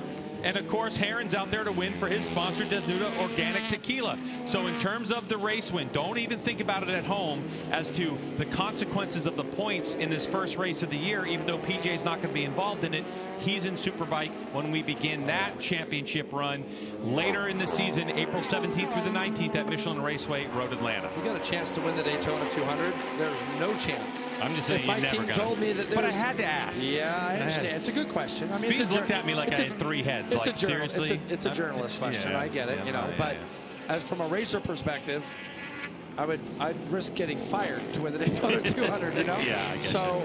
Yeah, so right now there's $50,000 on the line too. So. Yeah, and Herrin knows what PJ's doing here. He's like, you know what? We're just not going to trip each other up. Let's get to the last pit stop, and then we can do whatever we need to do from that point on. All right, so 16 laps remaining. We have a feeling that pit stop windows are going to start opening one more time. Our last round of pit stops on the horizon. So you don't want to touch that dial, as they say in television, when you're watching the 84th running of the Daytona 200 right here on Samsung Television Network, as Josh Herrin and PJ Jacobson continue to lead this field, glued together with 19 seconds over 3rd place. Ty Scott on the Suzuki. Kayla Yakov has gotten around Darren Binder. She's in 4th. What a points haul it would be for Yakov. Yes. And then Binder, who's also in this championship, Alessandro DiMario, the rookie in Supersport, He's in 6th. Dominic Doyle, Blake Davis, Ryder Davis, and Josh. You know, Joshua Kurt Hayes. How about Ryder Davis has come from the 2nd qualifying group as well. So Ryder Davis, we had 2 qualifying groups. We had qualifying group number 1. We had qualifying group number 2. Ryder Davis has come from that 2nd wave. So in his qualifying session, Ryder didn't have anybody to really draft off of and go through it. He ran a 51-something, I believe, in qualifying. His fastest lap of the race so far in this one is a 51.8 for Ryder Davis, and doing a tremendous job running inside that top 10. He's got to just keep going around. You can't miss him. He's on a bright yellow Ducati and with leathers to match. So if you're out there on the fences right now watching, look for Ryder Davis there in 9th place, just ahead of Josh Hayes. All right, Jay, we're really deep into this race. We have 14.5 laps to go. It's Daytona with Josh Herrin having a look over his shoulder at PJ. Physically, how would you feel at this point in the race in these middleweight machines? I mean, look, I think you're going to be just fine. These guys, you know, going around Daytona, to be fair, isn't the toughest thing in the world. You have a lot of time on the bankings to kind of, you know, rest a little bit, if you will. You just have to have your wits about you. Obviously, that's an interesting place. I've never seen the pit board out of that 2nd horseshoe. So, you know, all weekend long I've been looking over here, and I know that there's some, I think, doing their pit stops between where we normally see would be the International Horseshoe and that fast kink. But there was definitely a pit board there out of the 2nd horseshoe, wasn't there? Outstanding work from our director and shooters. All right, into pit lane we go. It's Darren Binder. 15 laps to go. Jamie. And as Darren makes his way down to pit stall 1, Kayla Yakov brings her Ducati to the team, just as we were expecting. 1 lap ahead of the other 2 teammates that are right in front of her out on the racetrack. And just as we've seen through the first 2 pit stops, clean tire changes. She is already at the ready to go, just waiting on that fuel. Staying calm, staying cool. You know, she was rattled at the start, having to go further back. The red flag came out. She was able to stay focused. This has been a tremendous run at the Daytona 200 for Kayla Yakov. So impressed by her. I mean, she has just done everything she needs to do. Darren Binder got out ahead of her, so she's got a little bit of work again to run Darren Binder down, because she had done that, as you see. There's Kayla coming out of pit lane. And then they go through, Greg, at one time, where they actually exit. You see Darren Binder way up there ahead of her now. This is a part of the track that we used to run. And then they built this other one here, and there's Kayla. So she did all that work to get back up there to Darren Binder and actually go by him. And now she's got to do it all over again. He's probably got a good 6 seconds on, 6 or 7 seconds. But look who she's got in front of her. She's got her 2 teammates that are 1st and 2nd in this race. So this might help her, but these guys have got to be coming in soon, right? I mean, I think so Kayla right now is a lap down because these 2 haven't come in yet. Correct. So, and you know, you can see that maybe there's the same lap, right? Yeah, yes. Oh yeah, 100%. 100%. Because these riders have to come in, and the length of these pit stops, Jay, we talked about being nearly a minute long. She'll be on the same lap without question, but now all eyes on our leaders. As we come up on the banking, now the pit window's open for these 2 to come down, because Yakov, who's the teammate, came in. So we'll see if they come in at the same time again. PJ Jacobson not really making the most of the draft. He didn't need to slingshot around. He's just hanging out. Maybe he is trying to conserve some fuel. You know, like the car in the truck, you know, like it might be. But I just have a feeling with 14 to go, doesn't make a ton of sense to extend it just 1 extra lap if those tires in the condition there are. It's going to be a duel on out lap between these 2. Who's the pressure on now? I feel like the pressure's on the pit crews, yes, right? Exactly 100%. right. Yeah. The pit crews now, I'm telling you, if we had heart rates on those guys in the pits, ready to see which riders, you know, they're going to come down pit lane together. As you see DeMario, he is in and out, doing a great job, is Alessandro DeMario in his first Daytona 200.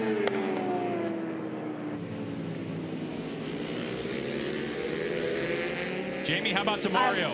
Well, I watched as Alessandro left the pit stall after his 3rd and final pit stop, all 3 of them being executed perfectly by his Rahal team. And he really, you can see him take a deep sigh of relief. And I talked to him out on the grid. He said, I'm trying to figure out what I'm supposed to do. I've never been nervous before a race. And I wouldn't say he told me that he was nervous, but he did say, I'm thinking about a lot more than I ever have going into a race. But now all he has to do is go out there. And this is just like any other competition he's ever been a part of. It's head down, take it all the way to the finish line. And Jamie, aside from this weekend, he doesn't have a lot of laps on a V2 at all, so they worked hard to get him comfortable on this bike. We saw him last year ride Cam P's bike at the Ridge for a couple sessions when Cam was hurt. Otherwise, he's done 2 years of Weir Endurance Series, so he's pretty familiar with endurance racing, and he's young. He's only 17 years old, really smart kid, graduated high school last year. I asked him what he did during the off season to help prepare for this, and he said just kind of training and hanging out with my friends, normal teenager stuff. That's awesome. Normal teenager stuff. Normal teenager stuff. Then I'm going to go on the banking at Daytona, just go 175, 180 mile an hour. Is he playing Call of Duty with you till 3 in the morning? I don't know what you're talking about. Leader, Josh Herrin, number 2. Second place on the track, number 15, PJ Jacobsen. We're expecting these 2 riders to duck into the pits, and it's going to be on to see those heart rate monitors Jason are talking about for this Ray Hall Ducati Moto squad on who's going to get it done. Now PJ, his foot went out, so we know he's coming in. So yeah, it looks like both of them are coming in. Here we go. All the pressure is on the crew to see who's going to get these clean pit stops and make sure that bike gets refired. As the 2 teammates make their way down pit lane, you know, it's interesting. You're allowed to set up your pit box with the stands and the tires 2 laps prior to making the call down the line, and that's exactly what they did. They set them up at the exact same time, but Herrin's tires went out over the wall about a lap before they took the warmers off of PJ, so he's going to have just a little more heat in his when he leaves pit lane. Tires already finished on Josh Herrin's bike. Fuel going into both machines, both of the riders on. Josh Herrin on first, thrown leg over, and he is going to get around PJ Jacobsen. However, getting in the way of a camera is able to hit him, and now he is angry as he puts his head down to exit pit lane. I don't even know what to comment on that. That is horrible. You know, Greg, there's one thing I would say. After their last pit stop, it might not have been a bad idea to separate those 2 when they came in the next time. Do you understand what I'm saying? Yeah. Like, they had enough laps. I did think about that when I saw it, and I thought if they come in again, why not put one at one end and one at the other so that the potential of something like that doesn't happen? Because, look, those guys are working their tails off down there, and they're focused on their rider. There's no intent there whatsoever. And but for PJ Jacobsen, this is a huge break for him. He's not going to know that happened. He's going to think that Josh Herrin's right behind him. Yep. And there's Ryder Davis. So I told you just now, Ryder Davis on that 5.55 running 9th place right now, doing a good job. He has just been passed by the race leader. If PJ Jacobsen gets a board out there that says +2 or 3, he's going to be well shocked. Wow. Incredible what we just saw in pit lane. Josh Herrin right now must be fuming, but I will say this, okay? We might see the fastest laps of the race coming out of Josh Herrin right now. 100%. Here you go, Greg. This is not intentional, and this is just going to be. Is it a camera? Yeah, it's a camera. It's a camera. Yeah, it's student video. Okay, so it wasn't. It had nothing to do with the pit crew, so I'll take that back. Yep. I still kind of thought that they might do something there, but man, that is such a shame right there. You questioned whether or not PJ Jacobsen was aware of it. I really think that he was. Josh had come right around the side of him. The reason that camera crew was there was watching PJ Jacobsen. He saw the whole thing happen, and he sat up on the bike as he left his pit stall before he got to pit exit. I watched him look over his shoulder to see if Herrin had been able to get underway or not. So I think he is aware of what's unfolded. Great report, Jamie. And he's going to know when he sees his pit board. He's very lucky that he didn't tip over. Like you see, his right leg went out. Herrin's right leg went out, and he caught that bike. But here you go, Greg. We're going to now look and see. That was a 4-second differential between Herrin and Jacobsen that last time through, a 2:24.6. This is from pit lane now, keep in mind, to a 2:28.1. So it's about 3.7 seconds that he actually was behind, but he's got it to 2.67 right now. Herrin's getting all this back markers in the worst places too, having to ride around the outside of somebody in turn 1, and then even here, getting past the 101 through the International Horseshoe. But look, Greg, 11 laps is a long way to go around here. And to your point, this guy's going to start laying down some laps, although he's into here just a little bit hot. All right, so for Josh Herrin, he's got a lot of ground to make up with 10.5 laps to go remaining in this race. Can Herrin reel in PJ Jacobsen? Hang tight.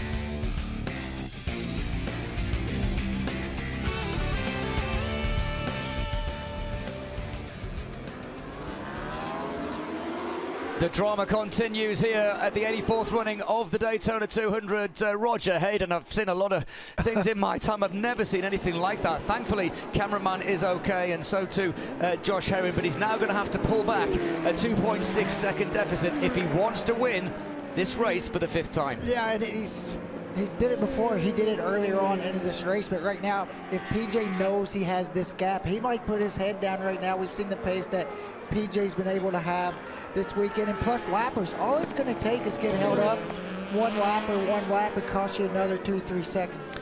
Obviously, we saw frustration in the early part of this race by Josh Herrin. He did a great job by pulling back a 9-second deficit. So, as you said, he's done it before as Tyler Scott now comes into the pits, and PJ Jacobsen inherits, or rather retakes, the lead.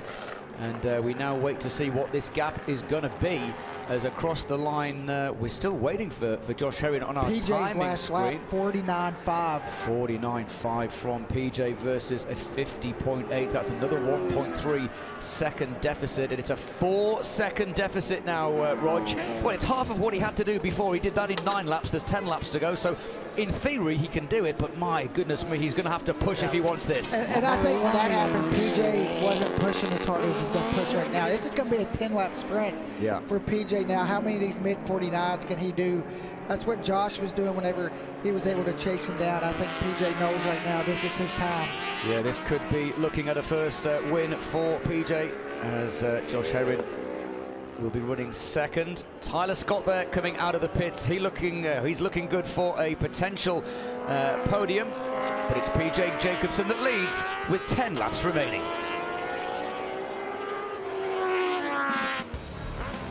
Welcome back to the World Center of Racing for the 84th running of the Daytona 200. Ty Scott just came in and made his last pit stop of this race. Talking to him, he said he wanted to play it cool and patient for that first stint.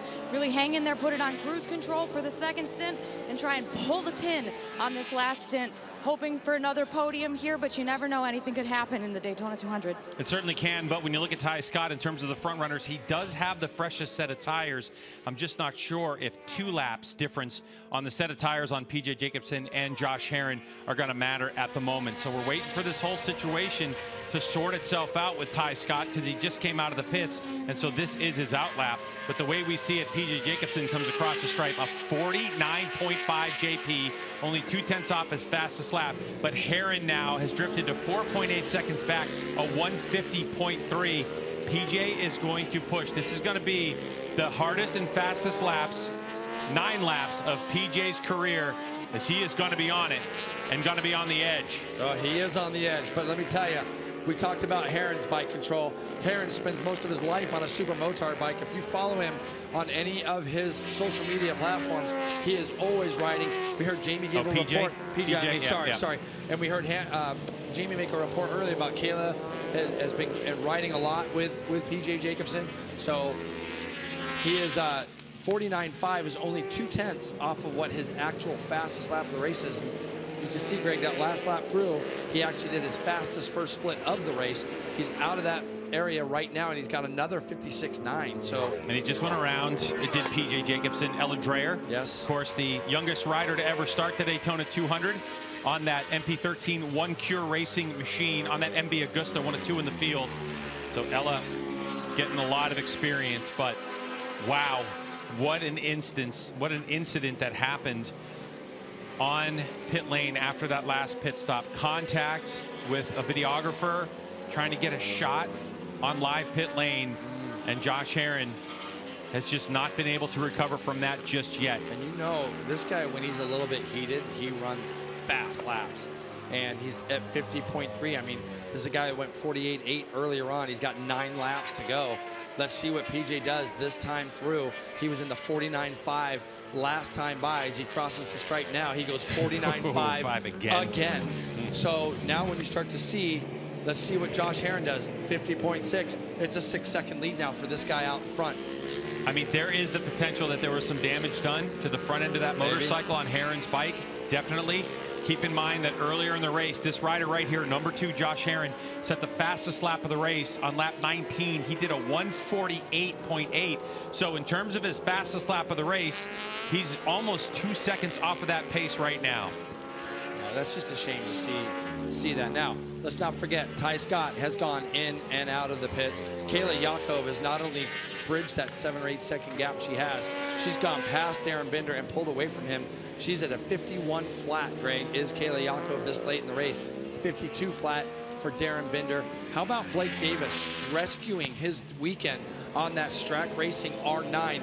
Blake qualified, I think he was down in 14th or 15th place. Things look pretty grim, but this is going to be a nice little points haul for him as he has gone past DeMario. DeMario's 5 seconds behind Blake Davis. Dominic Doyle still chugging along out there in 8th. Ryder Davis again. Oh, no way! Unbelievable. PJ Jacobson. It looks like there might be a back marker involved in that one. And a heartbreak for PJ Jacobson, who's testing out his right leg after that incident. And now it's all in the hands of Josh Herrin. Here's a look at it, Jason. Let's see what happens here. It looks like he's gone through, and he loses the front, and the guy behind him. That had nothing to do with the back marker. That is a mistake to do with from the number 15. He was pushing Greg, trying to get away, and fair play to him for doing that. But now we got Josh Herrin out in front by 38 seconds, and I feel gutted for PJ Jacobson. I mean, this is horrible for him. All in his hands, and at his own hands, he tucks the front, and out of the race he goes. Now the question is, when does Josh Herrin learn about that? Well, he's going to see him. Yeah, he's going to see PJ on the side of the track. And somewhere there's a cameraman relieved at this moment. I can promise you that. 100%. Yes. Exactly. Josh might have words with him after the fact. However, it's all going to be forgotten if Josh Herrin now, who is all by himself in the lead of this race with 6.5 laps to go, is on the cusp of history to tie two of the best to ever do it in the United States, Scott Russell and Miguel Duhamel, and continue to extend his first guy to do it 4 times in a row. Exactly. But to extend his win streak. Yeah, not Daytona. Yeah, we still got 6.5 to go. And we know stuff can go a bit pear-shaped here. Especially with lap traffic around here. I just hope that PJ's okay. You know, I don't like seeing that he was, you know, it looked like he was really favoring that right ankle there. But for Josh Herrin, look, when you come to this place, you got to have some luck. You just do. It's going to either be bad or it's going to be good. And Josh had some really, really awful luck there for a minute. And then he's got an awfully big break there as well. Think about, you know, his pit stops haven't been golden, you know, so far for the number 2. But we talked about it. You never count Josh Herrin out of this one at all. What did I say that could possibly happen this weekend, by the way? Kayla Yakov in 3rd place with the exit of her teammate. Josh Herrin leads from Tyler Scott on a Suzuki. Kayla Yakov is in 3rd. Darren Binder in 4th place, and DeMario. So, Jay, we talked about the possibility of the full-time Superbike riders taking points away from the full-time Supersport contenders. Yes. And those 2 of the fastest, they ended up crashing themselves out all by themselves. So crazy, isn't it? It is literally crazy what has just happened here. I can't say that I'm surprised because I've seen things like this happen before and here at Daytona. But look at this. This is a mistake from Herrin. He has got such a big lead. He's probably thinking, what has just happened in the last 15 or 20 minutes of this race? And just freaking out right now because he's going by his pit board and he's looking and seeing a 40-second lead and probably not able to believe that. Now, let's see. Darren Binder has actually responded. Greg, he is right now right behind Kayla Yakov. So, oh, boy. Yeah, it looked like she had some pace, but this goes to show Darren has a lot. Maybe it's a little harder for him to do the lap times on his own because now he is right behind Kayla Yakov, and there's a battle for 3rd going on. And those scoring pylons around the track are talking about, Jay, we talked about Josh Herrin and the pits. This is some of what's happened today to Josh Herrin as he gets in there. Yeah, and PJ, you know, skimmed his teammate, and then Herrin, oh, there is the incident right there. Now, don't forget, that was actually after he had the motorcycle wouldn't start, and he had to get a push start. So it's been 1 clean pit stop and 2 muddy pit stops. That's correct. That's correct. Kayla really now, she's got to start to think about, look, this is Ryder Davis, so she's going by guys now that are inside the top 10 that are going to be pushing a little harder. That's going to move Ryder up to 8th. Josh Hayes is going to be 9th. Gus Rodeo now will be in the top 10. Yeah, so there's Binder in front of her, and he's starting to make some moves. Looks like Binder good through some traffic. So as we look again at the 53 on the Celtic Economy Lube and Tire Warhorse, that's the Ducati V2. He's gotten past and starting to check out a little bit on the Ray Hall Ducati Moto with drop light rider Kayla Yakov. What's at stake there, of course, is a podium.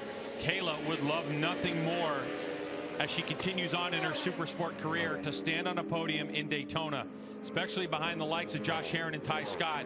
But what's holding her up is Darren Binder. What do you think that the Moto2 riders that Darren Binder's been racing against for the last few years are thinking about Kayla Yakov right now? You know, this young girl is so talented. As you see a good look here at Ty Scott. He's in second place right now. That battle between Binder and Yakov is going to come all the way down to the line. But Ty Scott running second right now, Greg. It'll be interesting to hear what his post-race report is about. I didn't really see anything wrong with the pit stops necessarily at all for Ty Scott, unless I missed something. So for him to be 44 seconds back, I'm not sure if something else may have happened somewhere during this race.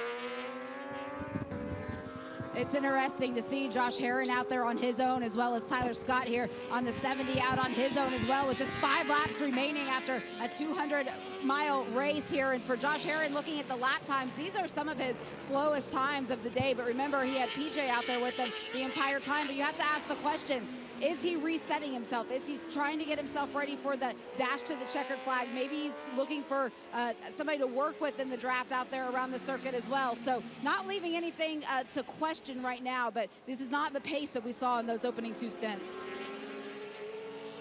So when you start looking, Greg, and it gets late in the laps, I mean, you have to remember Ty Scott is also in this championship, isn't he? Yeah. So for him, he realizes 44 seconds. I'm not making 44 seconds no matter what. No. And he's also got, what, 11 seconds on people behind him.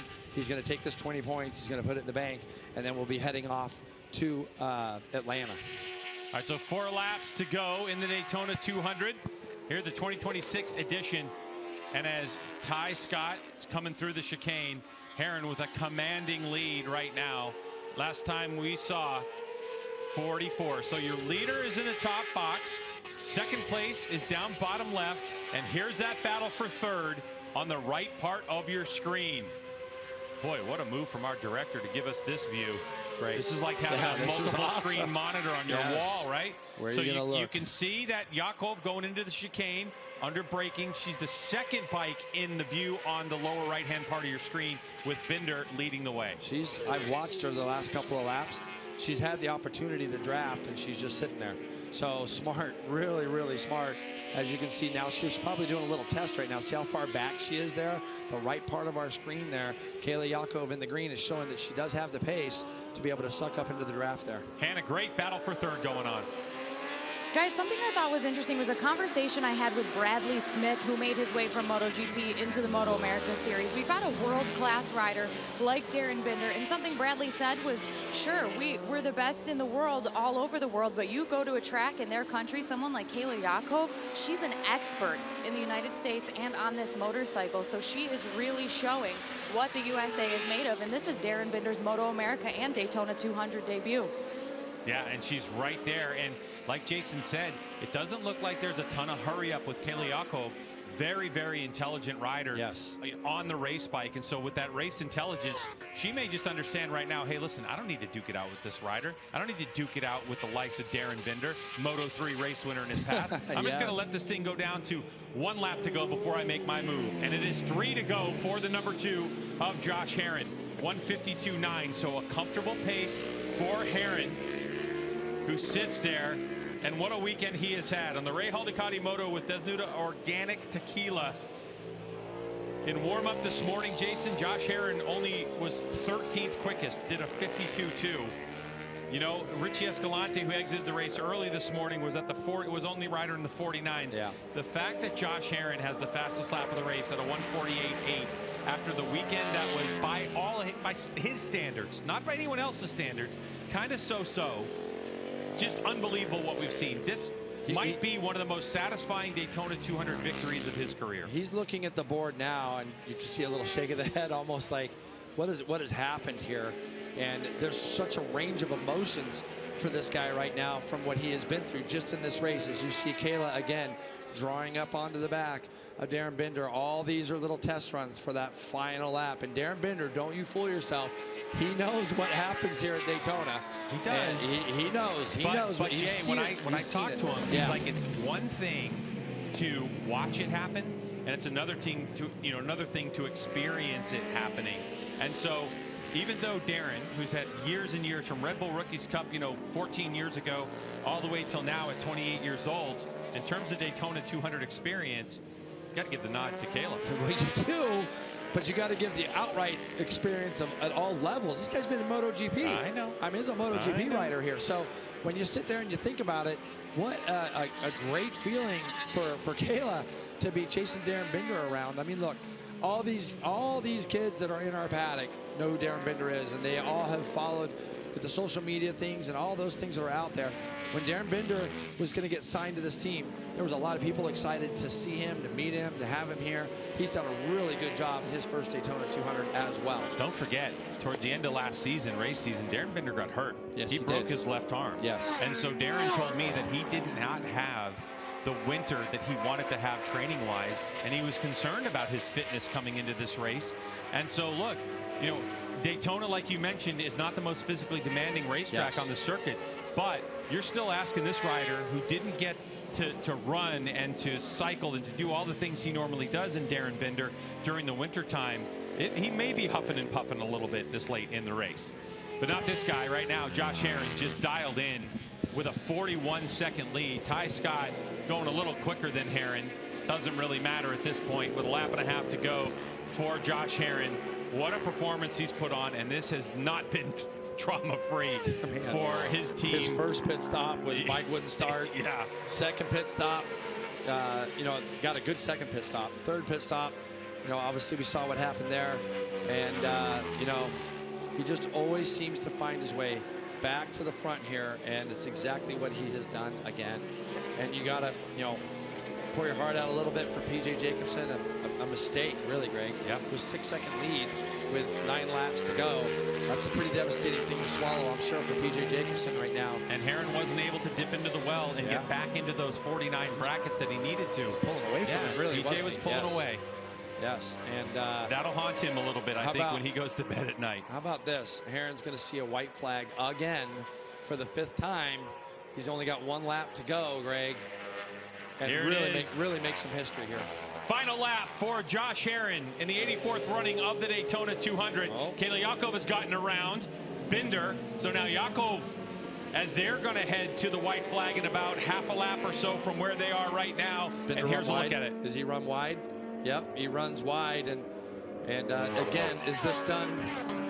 Is it gamemanship? Because now Darren, I told you, he's smart. He's going to know what's going on. He understands the history of Daytona. You don't think that he's seen it already this weekend at some of our hooligans races?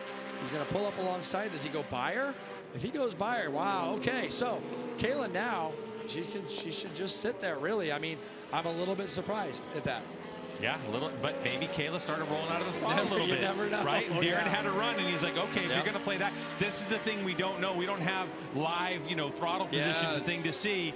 But it's just speculation on our part. Regardless, the final step of the podium lies within these two. Josh Herrin is out front on the final lap. So is Tyler Scott. And these two are starting to come to the stripe. Is she going to go around again? She does. So Kayla is going to be in front. Binder just slingshots around her again. I think she rolled off a little bit myself. So these two are definitely going to have a fun talk after the race. White flag. Josh Herrin is on the back straightaway, Greg, going into the chicane. He's going to exit here. I'm going to let you take it home. I'm going to say this. This guy, to me, has proven how good he really is. To do this 4 times in a row, simply incredible. We've never seen it done. So here he is, Josh Herrin, the California native. Been to Daytona for most of his adult life. Now on the precipice of history to tie 2 of the greatest riders in the history of AMA competition here at Daytona, as Josh Herrin comes around for the final time, is going to win his 4th Daytona 200 in a row and his 5th all-time career. What a race for the number 2, Josh Herrin, on the Real Ducati Moto with Desnudo Organic Tequila. He gets it done. And now the D30 M4X Star Suzuki of Ty Scott trying to secure his second place on the podium. So Ty Scott coming around the banking. A good run for him and his team from pole position to second place. And that battle for third continues to rage on the right part of the screen. Darren Binder leads Kayla Yakov. And here comes Ty Scott, left part of your screen. He'll secure second place, taking the checkered flag. And now it's all up to these two as they come out of the chicane. Yakov in a great position. Binder down behind the bubble. He's giving it everything he's got. That Ducati at full song. Here's Yakov. She goes up high, trying to get the draft as late as possible. She doesn't want to give Binder an opportunity to sling back by. Here we go, Yakov down at the bottom. She starts to make her move. She goes high. She's running out of room. Binder trying to get back behind her. He doesn't get it done. It's going to be Kayla Yakov who's going to go to the line and finish third. Perfectly timed. Unbelievable, Greg. Wow, for Kayla Yakov to come here, finish third. An incredible job from her and that whole Rahal team. DeMario looks like he is going to come across the line in fifth. That is 3 Rahal Ducatis inside the top 5. How about this guy?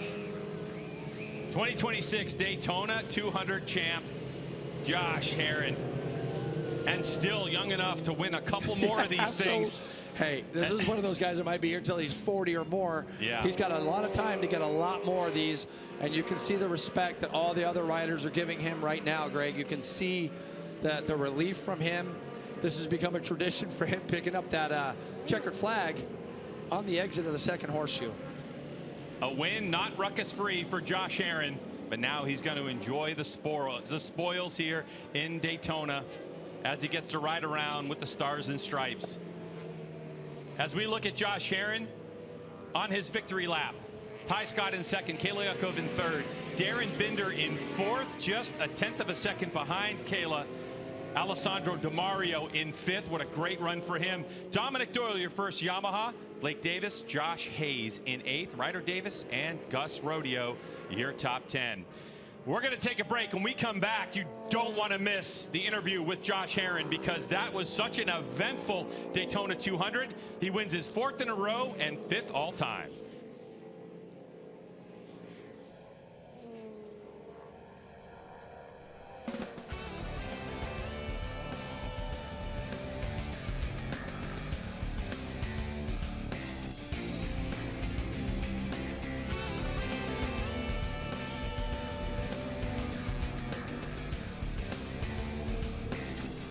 I've commentated on hundreds of races, Roger Hayden. I don't think I've ever commentated on a race as crazy as that. Take a bow, Josh Herrin. Well done, Tyler Scott. And Kayla Yakov, the first female ever to stand on a Daytona 200 podium. Roger Hayden, what do you make of that? Just Josh, just the way he kept overcoming everything, that gap he had to make up early on, and then the incident on pit lane toward the end. And, man, you feel bad for this guy, though, P.J. Jacobson there. Crashing out there in turn 6, but Josh Herrin 4 in a row, 5 all time, tying Miguel Duhamel and Scott Russell. It's just incredible. We talked to Josh before the weekend got going. Said he was struggling a little bit testing. Was a little bit nervous going into the weekend. Had some busted ribs as well. Was a little bit off on Friday. Didn't look really comfortable. But he's a gamer. He's one of those guys you can just never count out. We've mentioned it all weekend, and today he gets it done. When the lights turn on, he shines. Absolutely. I wonder what was going to go through, or what was going through his mind after that incident in the pit lane. It looked like it kind of just disrupted him a little bit, and of course he must have just thought his Christmases have all come at once. He comes around the corner, sees PJ on the floor, and of course good to see there that PJ obviously getting a lift back on the back of Kayla Yakov. It's such a shame because that was looking good, but hey, you got to get it to the flag, and Josh Herrin has done that. An impressive win. And PJ was doing what he needed to do. Absolutely. Put his head down and try to get away, and it just didn't work out. But he was doing what he wanted to do. He did not want to let Josh catch back up, and that's kind of the risk you take. There's a big crowd down in Victory Circle. What about it, Daytona? Did you enjoy that one? They did. I can see out of our commentary box window the crowd starting to cheer. And it's only going to be a few moments, ladies and gents, before your top 3 come down here. This is going to be a big, big party. Josh Herrin, Tyler Scott and Kayla Yakov, your Daytona 200 podium in the 84th running of this race. The 2026 Daytona 200 is brought to you by Dunlop, the official tire of the MotoAmerica Championship Series, and by NXT Bets. Play MotoAmerica for cash. The Daytona 200 is live on top sportsbook and DFS platforms. Victory lane at Daytona International Speedway. And man, if there's one rider who deserves to do this, it is this one right here. As he lights up that rear Dunlop. That's live shots of him just creating a smoke show. Josh Herrin. All of the pressure on him. His 4th consecutive race win. That is pretty incredible, and 5th all-time, tying him with Scott Russell and Miguel Duhamel. And the thing about Herrin is he's not just magic here at Daytona. It's pretty much everywhere with him. Let's take a look at some of those race results and see who finished behind Josh Herrin. We mentioned it before the break. Josh Herrin ends up winning by 38.1 seconds over Ty Scott and Kayla Yakov. And then Darren Binder, Alessandro DeMario, Dominic Doyle, Blake Davis, and Josh Hayes rounding out your top 8. And then Ryder Davis, great run for Ryder Davis, along with Gus Rodeo, your top 10. Back in the field, Jason Waters 11th, Avery Dreyer in 12th, Carson King, Maxi Girardo, and Alex Arango, your top 15. And then how about Ella Dreyer, positioned good. inside the top 20 in her first Super Sport race at 16 and 12 days old. And then Bauer, Martinez, Johnson, and Jarrett Nassani. So teammates enjoying an embrace after a great race. And Kayla Yakov being, as we hear Josh. I ran over a video guy. That's pretty much a good way to explain it. Coming out of my last pit stop, I ran over a video guy. That pretty much explains that. But really, what a celebration for Graham Rahal and the Rahal Ducati Moto team with the sponsors and the team they were able to get. Let's get down to Hannah. 4 in a row for Josh Herrin, his 5th Daytona 200 victory. Josh, it has been quite an up and down weekend for you, and certainly a hell of a race with some challenging pit stops. Could you have possibly expected to be standing on the top step of this podium once again? Man, first of all, you know, I want to say sorry to PJ. I know that's gut wrenching, but I had some bad luck of my own that I had to overcome there. If I wouldn't have won that race, I might have been in jail tonight. I'll tell you that. That was insane. I just, man, I couldn't believe it. I couldn't believe what was happening. And I got stuck behind every possible lapper I could coming out, and I just decided, you know what, as bad as you want this, you know, just be smart, settle in.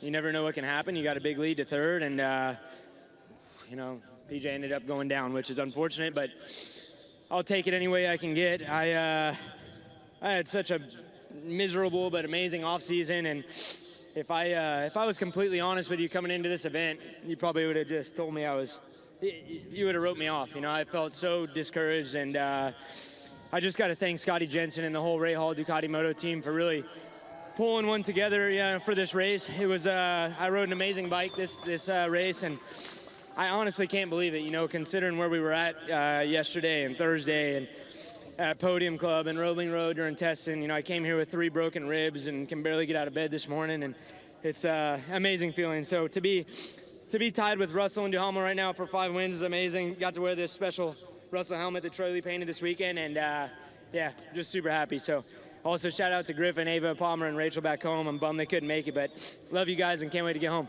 Incredible start to the Super Sport season and another Daytona 200 victory for Josh Herrin. Yeah, Hannah, you said it. Not only amazing Daytona 200 victory, but also Josh Herrin's going to leave here your championship points leader in MotoAmerica Supersport. Let's get right down to victory lane with Jamie.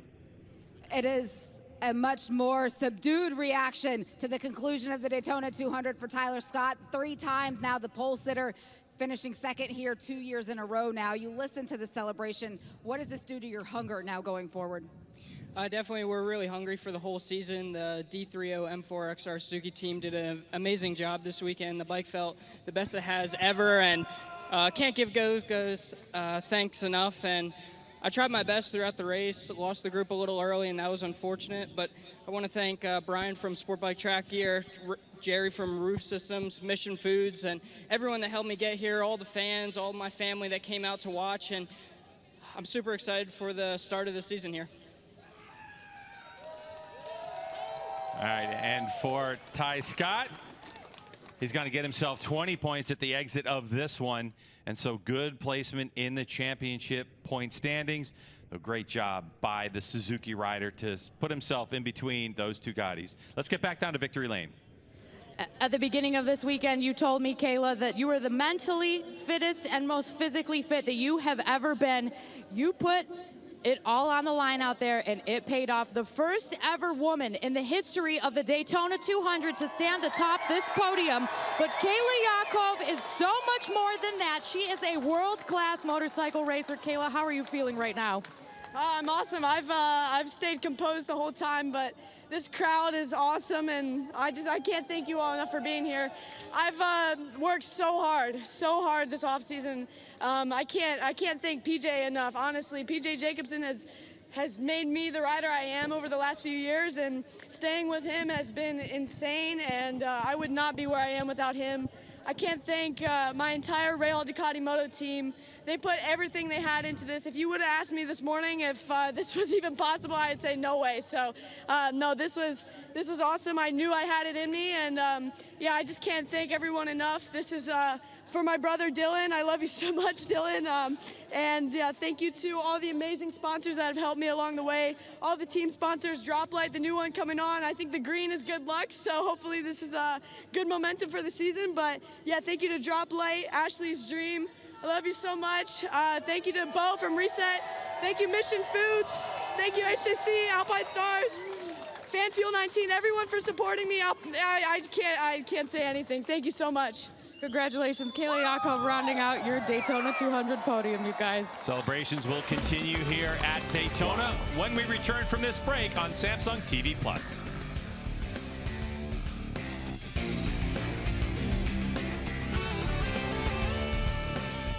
Roger, I got to say, a little bit emotional here in the pit box listening to Kayla. Ultimate confidence that she's got, but you've got to back it up, and I tell you what, she backed it up today. What a ride from Kayla Yakov. Yeah, and she put in the work this offseason. When I seen her the day before we got going this weekend, I said to her, so man, you look like you've been working really hard, and she said, I have, and I've been at PJ's, and you know, and that hard work pays off. All that, I know it's a long winter, and you know, you just want to see those results of that training and that sacrifice, and you know, going and staying at PJ's house, and all those things add up. And she is really lucky to have PJ, a guy that wants to take her under his wing. Yeah, absolutely. Of course, Tyler Scott in second place, Josh Herrin. Here's have a look then at the results of the 84th running.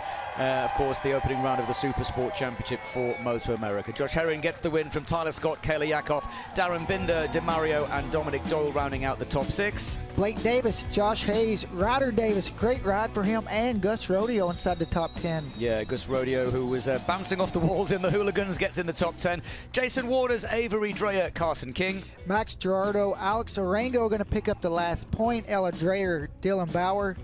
Austin Martinez in 18th. And Gary Johnson, the Brit, in the just inside the top 20 as well. Nassani and Carl Soltis. Sean Hopkins, Ross Irwin, Ivy, Fania Jr. Gabriel Da Silva had some issues. He dropped back towards the end. Peter Hickman classified as the 29th finisher, and PJ Jacobson in 30th. Well, what it tells us, Roger, is we are going to have one hell of a Super Sports season stateside. Josh Herrin taking the win then by 38 seconds, and you could see what it means to him. We're going to step away. We're going to hand back to Greg White and to Jason Pridmore.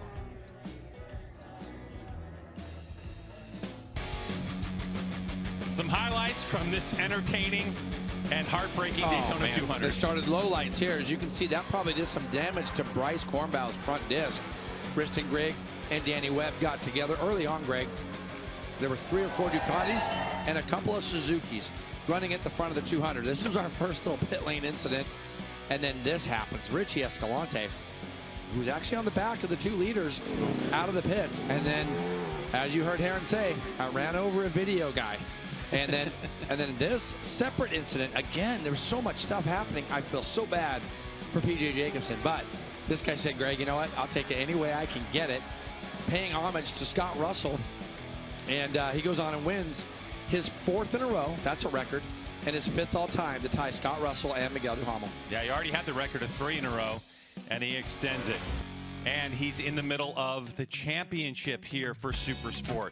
So when you look at it, Josh Herrin's got the 25 points. If you're new to MotoAmerica, this is how we score points each race. So, and you have 19 races in this championship for Supersport. So 25 for Herrin, 20 for Ty Scott, 16 for Yakov, and 13 for Binder. So with Binder's debut in the series, looking really good. They're in 4th place, but this is such a unique racetrack we go to that you cannot make any judgment as to what is going to happen the remainder of the season based off of this, because we're still a few weeks away, April 17th through the 19th, for our 2nd and 3rd race of the season for Supersport, and where we will introduce you to Superbike for 2026. So we got a full calendar, and here it is. So mark this on your calendars to join Hannah and Jamie and Jason and myself and Roger and the entire crew. Michelin Raceway, Road Atlanta, Brazelton, Georgia, April 17th through the 19th. Now it is a 2.5-mile roller coaster. We're going to have Royal Enfield Build Train Race, Twins Cup, Talent Cup, Supersport. Superbike will be their first race of the season. And of course, Mission King of the Baggers. Well, how do you like that? You just saw history being made all the way across the board. Herrin ties most all time, extends his consecutive win record. Kayla Yakov, the first woman in a Daytona 200 on the podium. Heartbreak for PJ Jacobson and a few others, but it's all in the rear view now. The 84th running of the Daytona 200 was massively entertaining. Thanks for watching. We appreciate it. For Jason, Hannah, Jamie, and the rest of the crew, we'll see you soon.